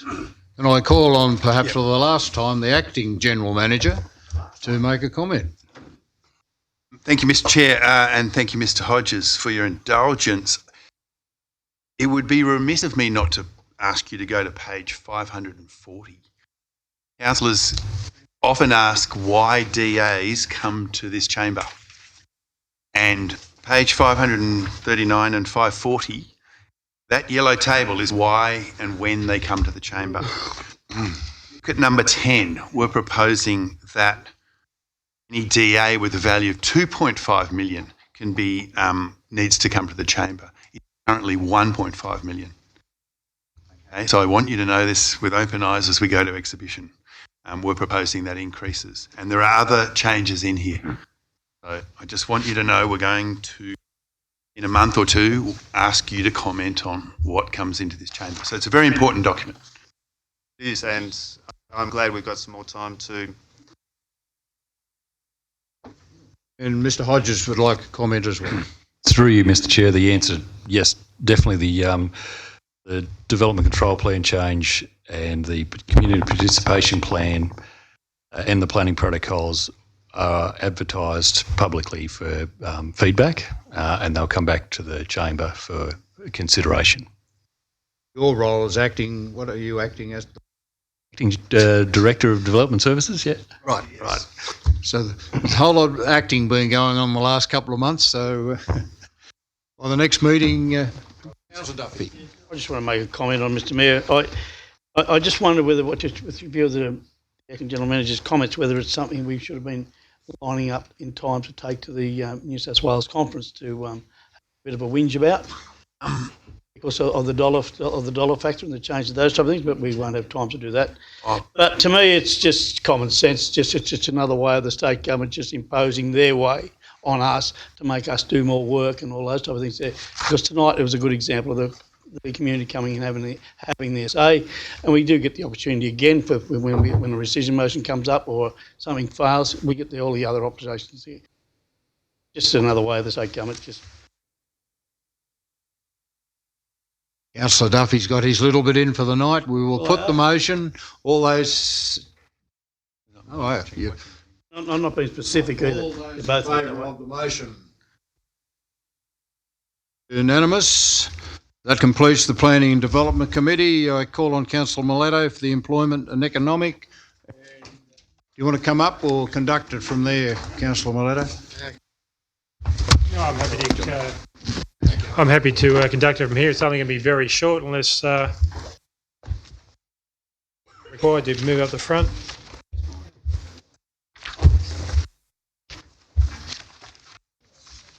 Go up the front. All right. Oh.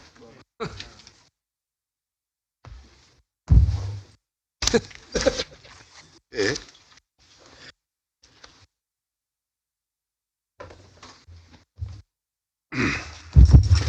Thank you, Councillor Turner. I declare the Employment and Economic Development Committee opened at 9:10 p.m.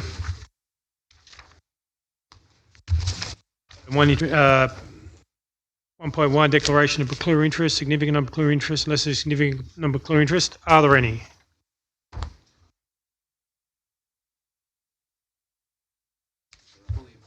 Thank you very much.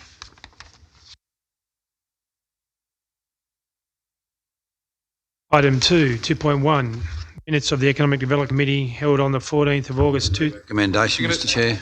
Thank you. Any discussion? I just moved it. Councillor Nugent. Yes, look, just wanting to comment on item 3.1, update on the Scout Camp redevelopment.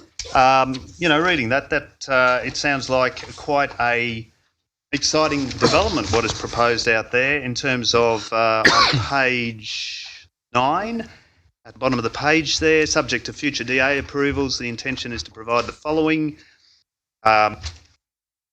There's self-contained cabins, there's rock wall climbing, wood-fired pizza oven. It sounds like a great development. Will certainly add and enhance the recreational area out there at the lake. And I guess I just have a question in terms of timing. Is any of that funded, or is that all subject to maybe future budget funding or future grant funding? Do we have any time frames on that development? For you, Mr. Chair. Yeah, we've got approximately $1 million, or I think it was just over $1 million so far. Some of the other stuff that's listed as future projects is unfunded at this point, but we'll. On those items on page 9, some of those, are you saying those funded, or?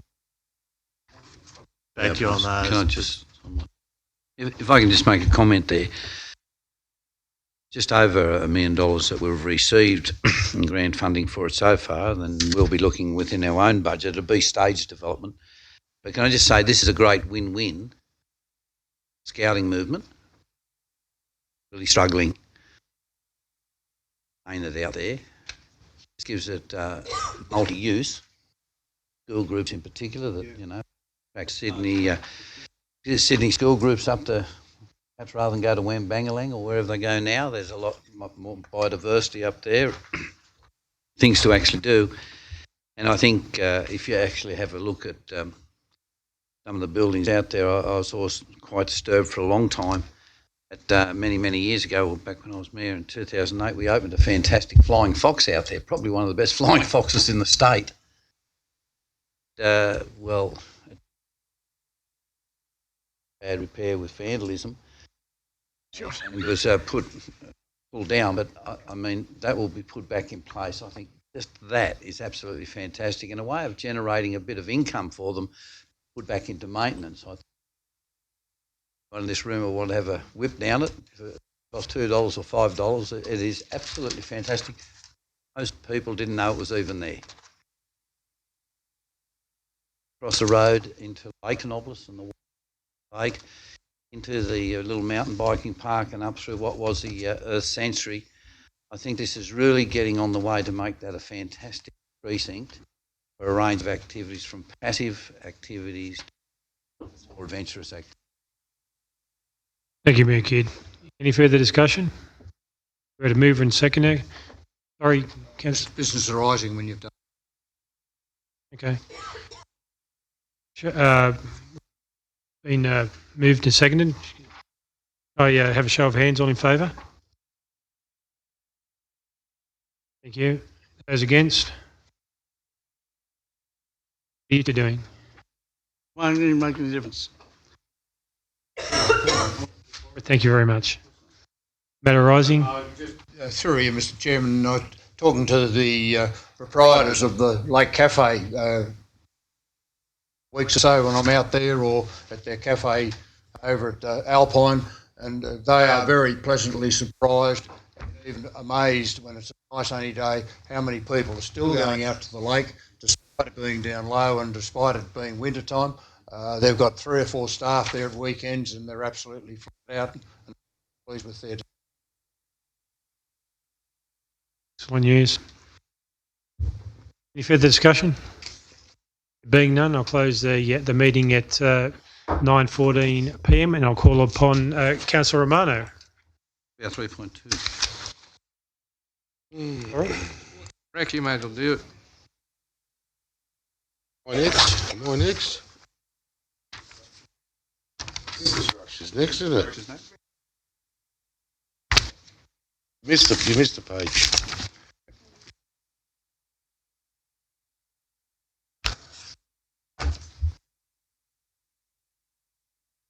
Thank you, Councillor Mileto. I'd like to open the Infrastructure Policy Committee meeting at 9:14. Do I have to go through the pecuniary interest again? No, good. We'll go straight to section 2, item 2.1, minutes of the Orange Traffic Committee meeting. Those, Mr. Chair. Moved by Mr. Mayor, seconded by Councillor Brevatera. Any discussion on the Traffic Committee? No discussion. I'll put the motion. All in favour? Aye. Against? Carried. Unanimous. Section 3, item 3.1 on the current works. Any discussion on this item? Just wait there a second. Councillor. My discussion is about the water, Mr. Chairman. An estimated date of how much time we have left. How much time? How much time we have left before we run out? Why I'm asking this question, I believe we are still letting water go down. For environmental flows? We're letting environmental flows down. If everyone's talking doom and gloom, it's going to be that bad, we shouldn't be letting any out. I think everyone is talking doom and gloom. We're currently in level 4 restrictions. Level 5 restrictions go in at when we're below 30%. And we stop our environmental flows at 25% combined storages. We're nowhere near that at the moment. We've got 18 months left of water without any rain whatsoever. Under different scenarios, assuming there's no inflow into Suma Park, that there is still some flow in from other sources, which is a likely scenario, we're looking at 12 to 18 months storage. Yep, fantastic. Great.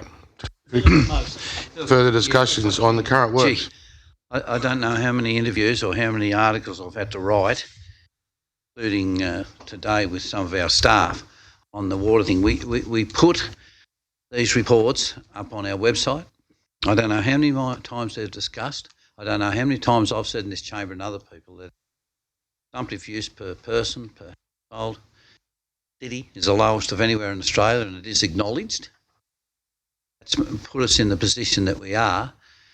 People forget about the stormwater harvesting. As I said, when we had that snow a couple of weeks ago, people go out to Lake Canobles and have a look. At the moment, there is water running into Lake Canobles from that snowfall.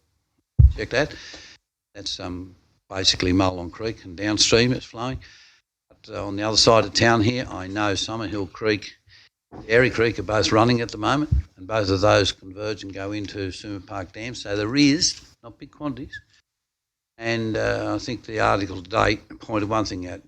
Last time we just had a storm with, I think it was 11 mils or 11 or 12 mils. I think we got about 2 weeks water supply out of that at our, something like that. So we're going well. We're in a lot better position than near neighbours, who's Bathurst and Dubbo, places that never had a water management plan in reality and never looked at restrictions, or said that, no, they're right. We're on a river. We own the river. True. But I think, again, this is a case that is very, very important for us, not only for the community, but for people who are building a home. And I've certainly had criticism saying,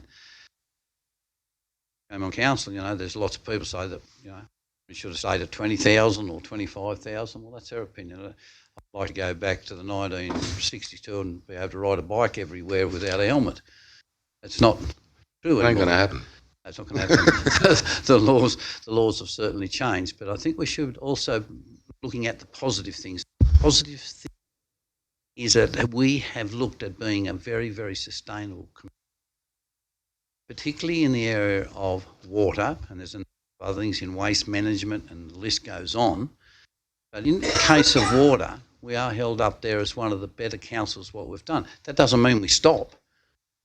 There's lots of things being looked at the moment with, connecting pipelines within the region, so we can, move water from places that have it to places that haven't got it if there's any other sort of catastrophe, which may not be a drought. Emanation of a water supply for whatever reason. It could be an algal bloom breakout or whatever it may be. And we're always looking at new technology.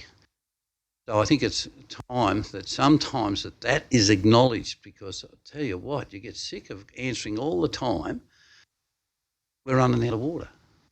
Well, we've all got to be very vigilant in what water that we actually have. The drought is right across most of Australia, at least 92% of Australia. Yes, there are places that are out of water and potable water, and there's a lot of things happening in that space at the moment. Here, we haven't even spoke, but we don't have to at any time, even accessing the bores that we've got, licence and bores that we have. That work was done quite a few years back. There's other things in the future that we'll be looking at. Okay, I'll put the motion on the current works. All in favour? Aye. Against? Carried? Unanimous? Moving on to section 3 on general reports, item 3.2. Recommendation. Water main condition assessment. Who moved it? Councillor Yule. And who seconded it? Councillor Yee. I beg your pardon. Any discussion on this item? No discussion, I'll put the motion. All in favour? Aye. Aye. Carried. That concludes the infrastructure, and in the absence of Councillor Hamling, I think Councillor McRae will that in finance. Will do the sport and recreation. You can do it from there, Councillor. Will throw me. Every question I ask is difficult, so you got that right. Very much, Councillor.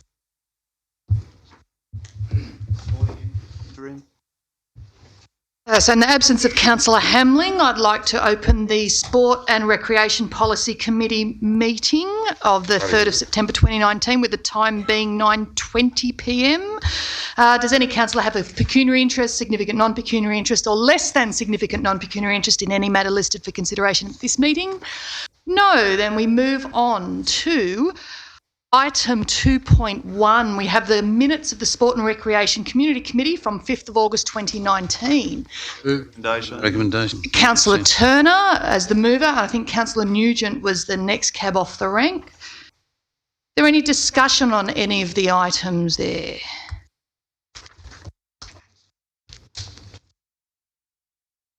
We do note that we do need to approve that it's related to some funding allocations. Sure everybody's read their papers and aware of that. Just 1, 2 and 3. We've got 3 recommendations. Any discussion? I'll put the recommendations. All in favour? Against? That looked unanimous. I forgot to put my hand up, but carried. Any matters arising? No? Excellent. Thank you, councillors. That concludes the Sport and Recreation Policy Committee meeting, with the time being 9:22 p.m. And I will now conduct the Finance Policy Committee meeting. So it's the Finance Policy Committee meeting of the 3rd of September, with the time being 9:23 p.m. Does any councillor have a pecuniary interest, significant non-pecuniary interest, less than significant non-pecuniary interest in any matter listed for consideration at this meeting? There being none, look at item 2.1. Is the minutes? Thank you, And Mr Mayor, and I think it was Councillor Prevotera. Thank you. Recommendations 1 and 2. The recommendations are for the Audit and Risk Management Committee meeting held on the 31st of May. And you know that I love it when we get these Audit and Risk Management Committee meeting minutes. Always exciting to see what we're looking at in terms of risk management. Any discussion on the items from Audit and Risk? I'll put the motion. All in favour? Against? Motion is carried unanimously. We then have section 3, item 3.1. It's the request for financial assistance for quarter 2 of 2019-20. The recommendations 1 to 15 on page 107. Seconded. Thank you, Councillor Kidd, seconded by Councillor Nugent. It is quite a long list. Are there any discussions on any of the items in that list? There being none, I'll put the motion. All in favour? Against? Carried unanimously. Thank you, councillors. That concludes the Finance Policy Committee with the time being 9:25 p.m. And I'll call on Councillor Nugent to conduct the Services Policy Committee meeting.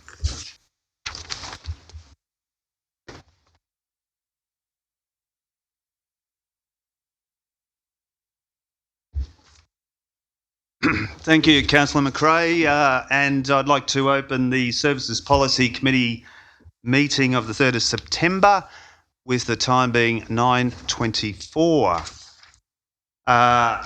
Firstly to good old item 1.1, declaration of pecuniary interests, significant non-pecuniary interests and less than significant non-pecuniary interests. Does anyone have any? I presume not. In which case we'll move on to item 2.1. The minutes of the NAIDOC Week Community Committee on the 1st of August. I'll move recommendations 1 and 2 from there. The Kidd, seconded by Councillor McRae. Thank you. Any discussion? I'll just note that NAIDOC Week is fast approaching now, and again, there's another NAIDOC Week committee meeting this Thursday. I would encourage all councillors to keep an eye on the program and to get involved wherever you can. If there's no other discussion, I'll move the motion. All those in favour say aye. Oh, sorry, put your hands up. Show of hands. Thank you. The motion is carried unanimously.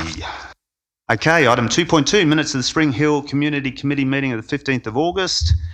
Recommendation on page 45, moved by Councillor Miletto, seconded by Councillor Kidd. Any discussions? If I can just say congratulations to Councillor Miletto and his very small committee out there. Some of the feedback I've got, all positive, a few things happening, and it's interesting that just the money in a budget for them, that ownership, making some decisions and going on and getting things done, and certainly it's made a big difference. So congratulations to you and your committee out there. Yeah, I'd like to second that. And we, at the Companion Animal Community Committee the other night, we talked about the leash-free area at the showground, and the Companion Animal Committee is happy to help in any way with that, with signage or with any support that we might be able to provide in getting that set up. If there's no other discussion, I'll move the motion. All those in favour, show of hands, please. Against? There is no one against, so the motion is carried. And that brings to an end the Services Policy Committee at 9:27. And I'll hand back to the Mayor to resume the regular meeting of Council.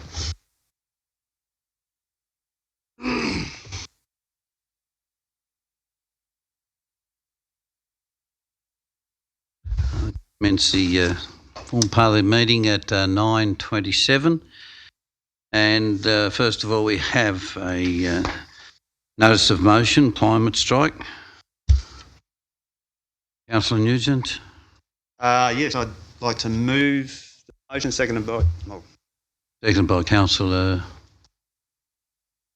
Mario. Get closer.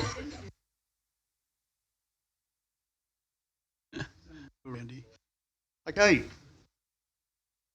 So the motion is there. It's in 4 parts.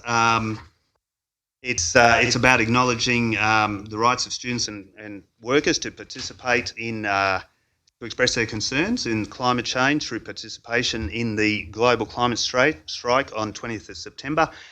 Declare our support for local students and workers participating in the strike. That is happening in Robertson Park on 20th of September. To encourage community participation in the event, providing any in-kind support to the organisers of the event where required and as appropriate, and to request the New South Wales and Australian governments to increase support for Australia's transition away from fossil fuel energy production and towards renewable energy solutions, including, I think very importantly, funding a just transition and job creation for all fossil fuel industry workers. So that's the motion, and if I can speak to it for a moment, just by way of a quick background, a quick timeline, in August 2018, the Swedish student Greta Thunberg and other students in that country went on the first strike to express their concerns. A number of Victorian students were very inspired by what Greta and her compatriots did, and they put out an invitation for others to join them. In November 2018, over 15,000 people participated in the first Australian event. And in March last year, 150,000 people participated in the second Australian strike, which was obviously a tenfold increase. And those 150,000 Australians were part of 1.6 million people striking for climate action worldwide. In orange, 150 to 200 people participated in the March strike, with about half of them being young people. A number of those young people spoke at the rally, and perhaps for the first time in a public forum. They spoke eloquently and with passion. Some will quite possibly be our future community leaders. So that was March, and the next rally is now scheduled for September the 20th, just a few weeks away. And based on the tenfold increase nationally between November and March, and based on what I hear locally, this next strike in orange has the potential to be much larger. And as their civic leaders, we have a choice. We can ignore it, and it'll go ahead anyway, or we can actively say, we support you. We support your right to publicly express your concerns. We support your right to take action on an issue that you feel passionate about. Now, these young people, and I've met many of them, and my daughter is one of them. Well, my daughters, both daughters, are amongst those young people. They're smart. They read the news. Many are students at high school or university, and they're growing up as global citizens to a greater extent than we ever did. They see Greta Thunberg taking a principled stance by sailing across the Atlantic to New York for the emergency UN Climate Summit. Read about the recent downgrading of the Great Barrier Reef from poor to very poor due to climate change and overfishing. They know that 985 jurisdictions around the world, covering 212 million people, have now declared a climate emergency. These are all facts, not opinion, and these young people can think for themselves. Indeed, in many cases, they are thought leaders.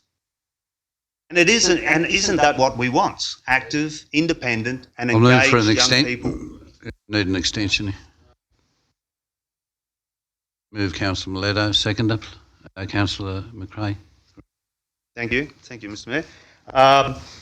No, what we want: active, independent, engaged young people rather than compliant, disengaged consumers. So that is what this motion is about. It's not about our personal views about climate change. It's about recognising and showing leadership and support for the young people who live in our city.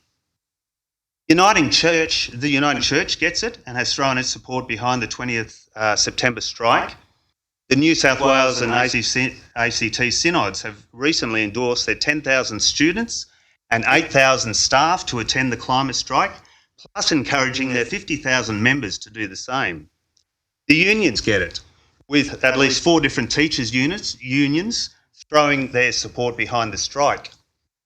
Australian tech company Atlassian, which is a global success story, gets it and is encouraging its workforce to take part. Atlassian is also part of an alliance of Australian and global companies urging businesses to support employees who want to join the strike. So this motion asks Orange Council to acknowledge the global movement and show leadership in support of our young people who feel passionate about climate change, who want to be active, who want to be heard. Many can't yet vote and feel frustrated as a result. Councillor Nugent, I give you an extra 2 minutes and you've just taken about another 4. Sorry, one sentence. Let's make a clear statement. 2 minutes, I'll move another 2 minutes. Another 5. Make a clear statement that we welcome their voices in the public debate about our joint future. And just note that this is a fairly important subject, and it's a shame that certain councillors can't sit and listen something as important as climate change. Thank you. Councillor Milletta. And a clarification, if you don't mind, Councillor. When you talk about local students, who is the targeted audience that you're referring to? Students could be anybody from 6 to 18. I'm just curious to know who is the targeted audience. I don't think there's a specific target, Councillor Milletta. I think it's anyone is welcome to be involved, whether they're in primary school, high school, university, any students. And also, it's not just students, also adults who might be there to support those students. And that's my understanding, that there will be a significant number of supporters of those students. Yeah, thank you. I understand that. The reason I ask the question is because I note that the date it's occurring on is the 20th of September, which is a Friday. So these students would be expected to leave the classes they're in to participate in a day like this. I was curious to know. The event is happening from 2 o'clock to 4 o'clock. They still have to have the permission of their parents to come out of school. So I'm just what age? Well, in my experience, the last time in March, and I attended that event, most of them were high school students. Thank you. University students. Councillor. I'd like to speak for the motion. I think we live in a democratic country where it's a right for everybody to strike or protest lawfully and or stand on a corner and say what they believe in. Whether their age does not matter, or what age they are, it does not restrict people what age they can go to and strike or demonstrate, as long as they do it lawfully and within the law. And with, obviously, if they younger people, with permission of their parents. So that's why I'm supporting this. Whether you believe item 4 or not, it is a democratic right of every person in Australia to carry on striking or demonstrating lawful better. I might just ask the question first, Councillor Nugent. Do you know, under the Fair Work Act, it's a protected action? No, it's not. I do. I think we need to seek legal advice on whether this is under the Fair Work Act as a protected action, because if it's not, could we make a decision that's... But we're not encouraging, we're not giving permission to our workers to attend. Oh, sorry, the motion in here says workers. The motion's... We're encouraging them to... But you're married. I'm just asking for legal advice. Councillor Turner. You, Mr Mayor, what a doozy this one is. Aye, gee. That's for you, Russell. Declare support for local students and workers. What about all the retail businesses? What about all the businesses in Orange at the moment are doing it tough because of the drought and people not having the spending power? They're battling to keep staff on. They're keeping staff on that they can't afford to keep, and you're encouraging them to go on strike. Even putting, grinding that knife in even a little further. But one of the most dangerous things that you're advocating is for the students to go on strike. How many students are going to say to their teachers or their parents, I'm going on strike today, but they don't turn up. They end up doing something else with their mates or whatever. Who's going to supervise them? What about the legal implications? Council, like the last motion you put up, and I forget what it was called, when Council did not support that. We should not support this one either. It is not our role to interfere with something like this. We can take climate change action by changing all the LED lights and all other provisions to limit our use of electricity, etc., etc. But this is even more dangerous this time than the last one on climate change. As for Greta Thunberg, I read an article the other day, and I don't always believe every article you read either way. I tend to agree with the articles that I agree with, but what about all her support crew that are flying across the Atlantic? What about all her support crew that are flying back with I understand the boat is going to be then put on a boat that's going to use fossil fuels to take it back home again. It sounds all very nice, but what's the reality? Again, I don't believe the council should get involved with something like this. If the retailers, the business owners support their staff to go and represent that business or whatever it might be, okay. But I do not believe the council should get involved in something as dangerous as this. 100%. Councillor Munro and then Councillor. 100%, Councillor Turner. I agree with you 100%. Look, I've always worked. Since I was probably 10, I've worked. I've earned money. I've done things, tried hard. I worked hard for my parents early in life. Mowed lawn. Did I get paid? No, I've got to feed. What I think we should be doing, instead of striking for climate action, go and put a tree in. Have a go. Give them a shovel. Make it Saturday or Sunday when it's recreation time. Leave those children in schools. Let them learn. Do some green things if you want it between that time in schools. Educate children about climate change in schools. But striking's not a good outcome.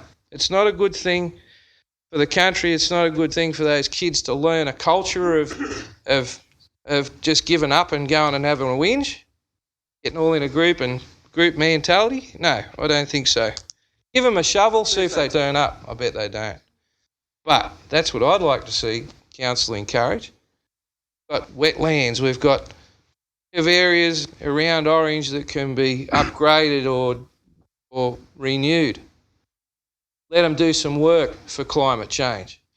Let them learn some things at school. Don't bring this, I think, rubbish to local government. Councillor McRae. Thank you, Mr Mayor. I'm speaking for the motion. I think that the key message of the strike, which has been set up by school children in Australia and indeed is in response to a lack of action that they perceive from governments all over the world, is that their argument is that needs to be meaningful action and the generation of employment by investing in a just transition. So this is actually about them taking action for their futures. Some will argue this is not a local government issue and understand their perspective. I argue that support for democracy and human rights is relevant to all levels of government. We need to enable people to promote and protect their economic and social interests. Now, in my entire lifetime, Australia has ratified the UN International Covenant on Economic, Social and Cultural Rights, and that embeds the right for citizens to have a right to strike. We've seen recent Conservative governments in Australia make that difficult to exercise, and I think that's been clarified by that question on is it legal to strike, and the answer from councillors confirming that no, it is not. We also need to ensure that we understand it's not compulsory to strike. It's like the vote on gay marriage. Just because, the laws changed, it didn't mean it was compulsory for everybody. This is about having the opportunity and the right to strike. Not all will strike. Some can't afford to take the time off work or potentially risk losing their job. Some can't get away because they're in critical health or emergency positions. But they should have the freedom to do so in a democracy like Australia, which is a signatory to that UN International Covenant. Now, I'm also sure that there are others who unfortunately aren't here tonight, councillors who are much more aware of workers' rights issues and have participated in strikes, and they would be more informed than me on the impacts that strikes have on making change in levels of government and their policies. We need to allow our community to see our support for democracy and their choice to participate.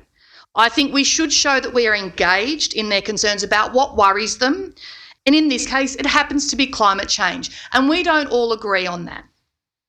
We've seen strikes in Hong Kong about the democratic rights of freedom, and I hope we don't go down that pathway here in Australia. But the key messages I think that we can put forward as council, whether or not this motion gets up, is that on Friday the 20th of September, there's the opportunity to call for a different attitude in terms of our government's approach to investing in a just transition. Maybe some people will take a long lunch break. For some high school students, maybe it's taking their free periods and coming down to be part of it rather than going to study in the school library on a Friday afternoon. Maybe staff and workers across our city will take some time off in lieu. Maybe they'll stay at work but might wear a badge or change their social media picture to show their support. Or maybe they'll stay at work because it is also their right not to strike in terms of their action on climate change. I may speak next. I don't think we're in a position as a council, nor should we be, to dictate to what kids do at school, or whether it be the curriculum, whether they have sport at school, whatever it may be. An interesting article I did read on the weekend from the CWD was a comment from Ross Walleroy, the school that you used to teach at, that is saying, no, as a school, we can't support and encourage kids going on strike. We have responsibility to students for the... Might I mention, there's a reason I don't teach at the school anymore? Take a seat, Councillor McGrady. It's got nothing to do with that. It was very disruptive and rude. You know that. And in this case, I thought they had to me, I thought was a good idea. Now, I've seen it, and I believe in part of it, but not all of it. They are going to show for any interested students David Attenborough's documentary on it. Now, I know within schools, if you have a look at the school curriculum, whether you go from primary school through to high school, there is in a number of the subjects that now a lot on climate change, climate variability. They've changed the words from global warming, global cooling, now climate change. There is mixed debate on what people believe. I've been hammered a lot over the last few weeks. Why didn't I support climate emergency? Well, I've been doing a lot about climate for about 50 years of my professional life, both in teaching and in things that I actually do, out there planting trees. I have solar energy on my house. I recycle. I'm not on town water, and I do a whole host of other things, and so does this council. But I do take offence at if you don't show your colours and say that I'm for it, you're condemned. It's like you don't believe in something needs to be done, etc. and so forth. And that is not true. Professionally, in farming, everything's the farmer's fault, but everyone's got to eat, have clothing and drink water. But it's all right to condemn and go out and condemn people and so forth. And I don't believe in here, parts of it I do believe in. I don't think it is our place to say that we're giving imprimatur for kids to go out on strike. In fact, I asked to comment on this. I've got 3 grandkids up in Dubbo, and I asked their mother, who was a teacher, and she was bitterly opposed to something like this. She said, you know, what right would a council have if this come up, a Dubbo council as hers? So I don't think the individual adults believe in democracy, so they can make their free choice, and if they want to, they can. I have no trouble with that whatsoever, and I never have, and I've been involved in choice. That's democracy. But I think when we start using children, young adults, if you like, put a message across. And I do believe at some of the ages that I saw in the one there, it was quite interesting. I watched the documentary on that lady you're talking about, subsequent documentary, which gives you quite a different picture to other documentaries, right? And that documentary showed some interviews. Some kids really didn't even know what they were on the strike for. They were being used in some cases by their parents and dragging them along by their parents to go down the street. I don't believe in that either. I wouldn't, if I was on strike, grab my kids and take my kids with me down on the strike. So I don't think we have a place. But with the adults, I have no problem with. In the case of the community, well, that'll be a community decision, what they want to do. And as far as requesting the New South Wales and Australian governments to increase support for Australia's transition away from, I don't know what the exact figures are, but there's certainly money there. I'd like to see billions and billions and more money put in that area, as I said. But I find it interesting getting away from fossil fuel energy production, But we've got to transition and do it properly. We've seen what happened in South Australia. But nowhere in this debate as they spoke about a reasonable transition when we talk about using natural gas until such times we've got enough wind turbines or whatever it may be. And then I think finally, in just saying that I'd like to see someone come back to me and say how much money is or isn't being spent in that transition away from fossil fuel energy, because the government has spent millions of dollars across Australia in subsidising people putting on solar energy on their houses and in solar water systems. I think they're major issues, so I cannot support a motion that is asking for us to show that it's okay for kids to go on strike. Thank you, Mr Chair. Well, here we go again. The Greenies are at it again. They bring another one in, don't they, like last time? Good on them. Well, number one, I know Councillor Previteria said democratic right to strike. Democratic right to tell kids to break the law. That's what we're going to be doing, as far as I'm concerned, but let's get the legal right. So that's what we're actually doing when we look at the first two or three things there. You talk about the sustainability of what we're doing. The Mayor ran out of his breath telling us what we did the other week, and we had this other resolution in front of us talking about wetlands and all these type of things that things we go through. I'd like to know how much money we spend on that. It'd be fantastic to know. And I agree with Councillor Turner. I've always said this is not our role. I want the footpath where the lady fell over down near Wade Park and busted her face done. I want money spent on all those type of things down there instead of it being involved in this caper. The other one is we're talking about fossil fuels. Now, as I said, I'm only been new around here. My family's been here for nearly 200 years around regional New South Wales. 1900s there was a drought. And Mr Mayor, you know that out where the Murray joins the Darling, no water, not a skerrick in sight. Where were the fish? They must have been on holidays, were they? Because only earlier this year, we had all the fish dying everywhere and everyone blamed the government for it. What happened to before? Same thing happened. It's been happening every 40 years. There was one in 1940, there was one in 1980, and there's another one coming now. We're probably well into it now. I mean, just straight out stupidity. Fossil fuel didn't cause it. There was there's no real car emissions in those days. So what are we going to blame? Am I a climate change sceptic? No, I'm not. It's happening. It's been happening for hundreds of thousands of years. I mean, Tony Robertson used to do that show on SBS.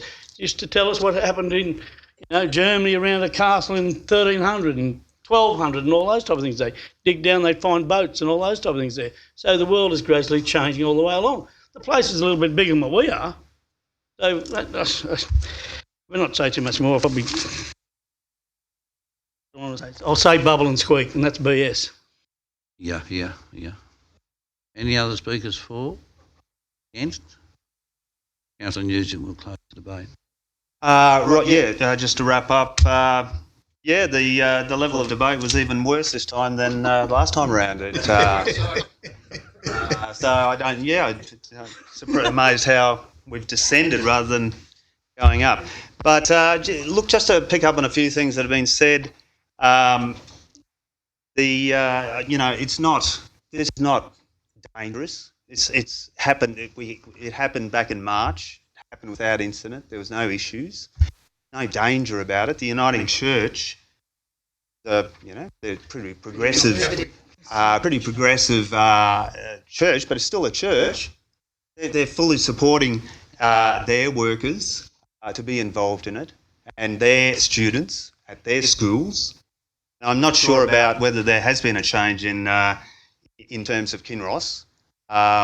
Maybe in the last few days, but that sitting and watching that video by David Attenborough wouldn't have happened if it had not been for the issue of this strike coming up. So the strike is right, yes, but you could call it a rally, you could call it an event. Council supports a whole range of community activities that happen around our city, many of which I don't necessarily agree with or agree with, the aims or directions that they might be heading in. But it's, we as a council, we support a whole range of events and activities and marches and protests through a range of ways. This is just another example of that. So I don't think there's any legal issues. I don't think there's any danger. I think it's simply about acknowledging our young people. And your comments, Mr. Mayor, about young people being used. Yes, maybe some young people are taken along by their parents, but there's a heck of a lot of young people who feel very passionately about this issue. We heard many of them speak at the open forum when the climate emergency debate was held. So they're smart, intelligent young people. They're not being told what to think. They're thinking for themselves. They're reading the news. They're making up their own minds. And I think the least we could do is to say, yes, we support you. We support your right to have your say, to have your voice, to express your view. And that's what this motion is about. It's not about our personal beliefs about climate change or the causes of. Sorry, let the speaker finish. So in closing, I think it's something we could do. We could support them. We could show support, as we do for many people in the community. And I'd like to ask if we can vote on items 1 and 2, and then 3, and then 4. So items 1 and 2 together. Item 3 in seriatim. Is that right, Mr. Seriatim. I move that we vote on all of that one. Yeah, second. Yep. Split our arms up so many times. Put properly, thank you. You're moving it there in seriatim. You've got a Yes. seconder, Councillor McRae. Change, it's hard work. To do them in seriatim. Councillor McRae, all in favour? Against 3, against. Right, so we're going to deal with them as 1, 2, 3, and 4. Okay, I'll put. Okay. All in favour of the motion, put their hands up. Against, put your hands up. Thank you. 5.2 is gone. 5.2 policy committees. We will be doing. When we do the Deputy Mayor. And look, with your indulgence too, I'll move 5.3. The dates for meetings go to when we do the voting for Deputy Mayor and the Chair. Is that okay? Yep. Someone move that and second it? Yeah, Councillor Unruh, second Councillor Prevotar. All in favour? Yep. Aye, against. Thank you. Could I just bring a matter arising of what seems we've got a little bit of a hole there while I'm here. Look, I'd like to ask Council if it would be possible to organise a meeting of councillors, all of us councillors, the General Manager, and a group of what I would call the engine room of Orange. We've got a great opportunity at our feet with a new General Manager, whoever he or she may be, in the next couple of weeks. And I'd like to think that maybe this could be start of a new phase for Orange of better cohesion, maybe better outcomes for Orange in regards to development. I'd like to, with the Council's approval, call for a meeting which I'd like to chair myself, if that's okay, Mr. Mayor, at a neutral venue for anyone that would like to come, as long as they're a developer, a builder or such, and that could be determined by talking to staff who they think might be best equipped to be able to give information to councillors and the new General Manager on how they may be able to help. Resolution. Hold on, I might just ask the General Manager, Acting General Manager a moment, because you want a report brought back, don't you? Yeah. So it's just a matter of how we could go about it the next month. What exactly are you asking for? Mr. Chair, I think it's a request, and if you, Mr. Chair, perhaps I could bring a framework back to you. how to get that done. That'd be great. Thank you. Right, yep. Thank you. Councillor Maletta. Could I suggest that that item be deferred until the new general manager appointed? So No, you will be. That's the idea. That's what he said. fair enough. All right. So just to be clear, Next. I'll work on a framework, and then the new general manager can run with it as they see fit. I suppose what I was asking, Yep. what I was asking is if I've got, meeting at Gumble Hall. if have I got council's permission for David to do that? We've just said yes, he's Yes? going to have a... Yes. Sorry, I actually don't understand what you mean by permission, because if it was a notice of motion, we could vote on it and you'd get that, confirmation. Okay, I think... What's the engine room of Orange mean? Okay, can I just suggest the acting general manager has got grip on it, and he's just going to say a few more words, and when we have a new general manager... This is not a motion. This is just a matter arising in the debate. What has been asked is that I get a framework together on how such a meeting could be held. That would be handed to the new general manager to facilitate. Ms. Freeman? Support that 100%. Say that again. You are not supporting it. I'm bringing a framework back. That's right. What you getting it? Thank you. Right, okay, we'll move on to 5.4, excuse me, which is the strategic policy review. Recommendation. Move Councillor Nugent, second Councillor Turner, I think it was it? Yeah. Okay, all in favour? Right. Hands, please. 5.5 is the 2019-20 asset management strategy.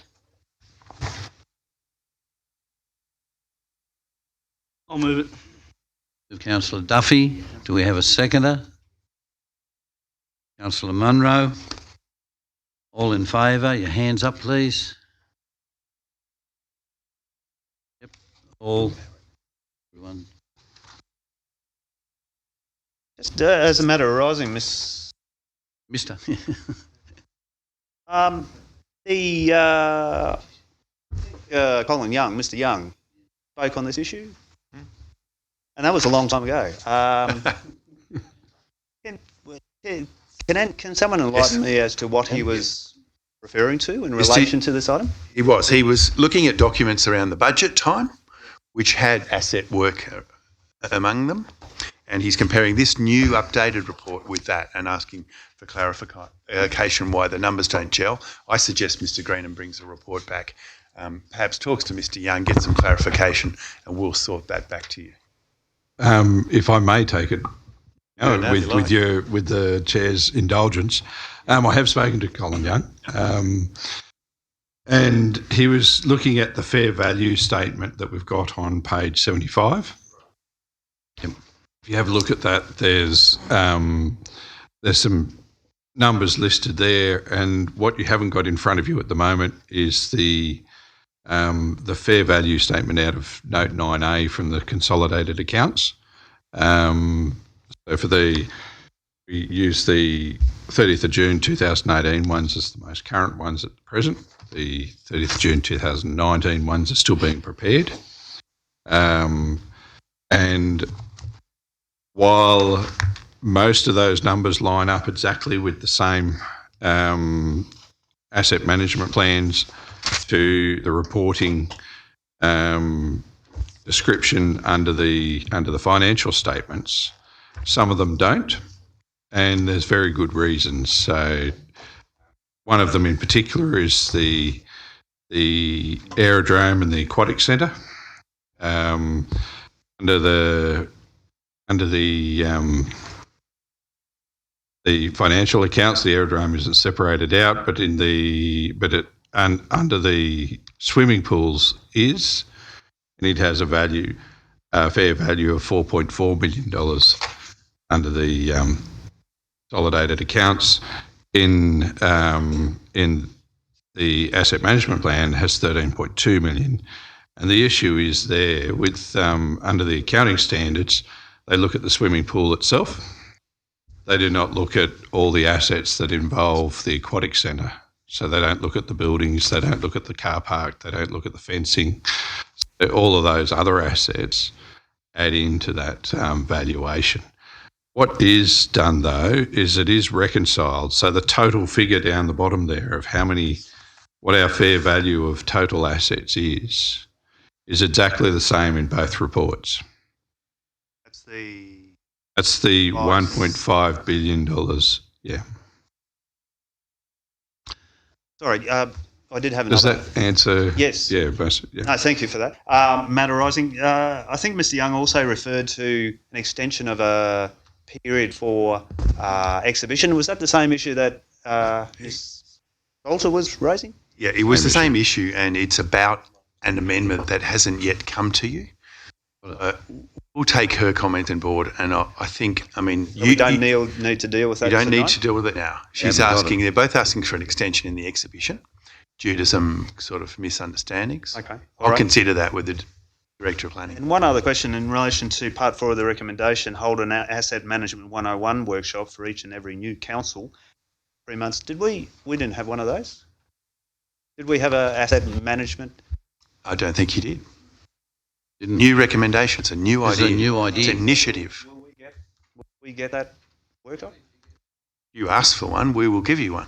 You might want to try it out on us as a bit of a pilot in advance of the election. I think it's a good idea. Okay. Why not? Sorry, Mr Mayor, business arising.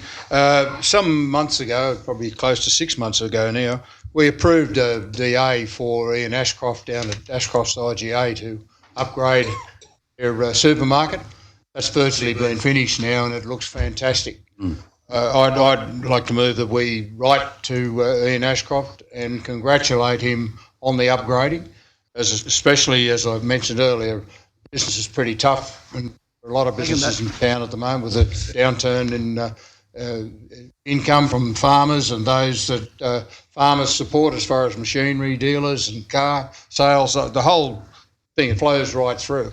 So I'm sure even supermarkets where they're buying cheaper products, et cetera, et cetera. So congratulate him because without business and without entrepreneurs such as the Ashcrofts, Orange wouldn't be what it is. So I'd like to move that we write. We've got to move in a congratulate second. him on the All in upgrade. favour? Yep. Put your hands up, please. Against? Thank you. Thank you. Right, we now move into, thanks Councillor, the closed part of the council meeting. The Acting General Manager will advise the council if any written submissions have been received relating to any item advertised for consideration by a closed meeting of Orange City Council. You have none. I extend an invitation to any member of the public present at the meeting to make a representation to council as to whether the meeting should be closed for a particular item. In accordance with the Local Government Act of 1993 and the Local Government (General Regulation of 2005, in the opinion of the Acting General Manager, the following business is of a kind as referred to in Section 10A (2) of the Act and should be dealt with in confidential session of the council meeting closed to the press and to the public.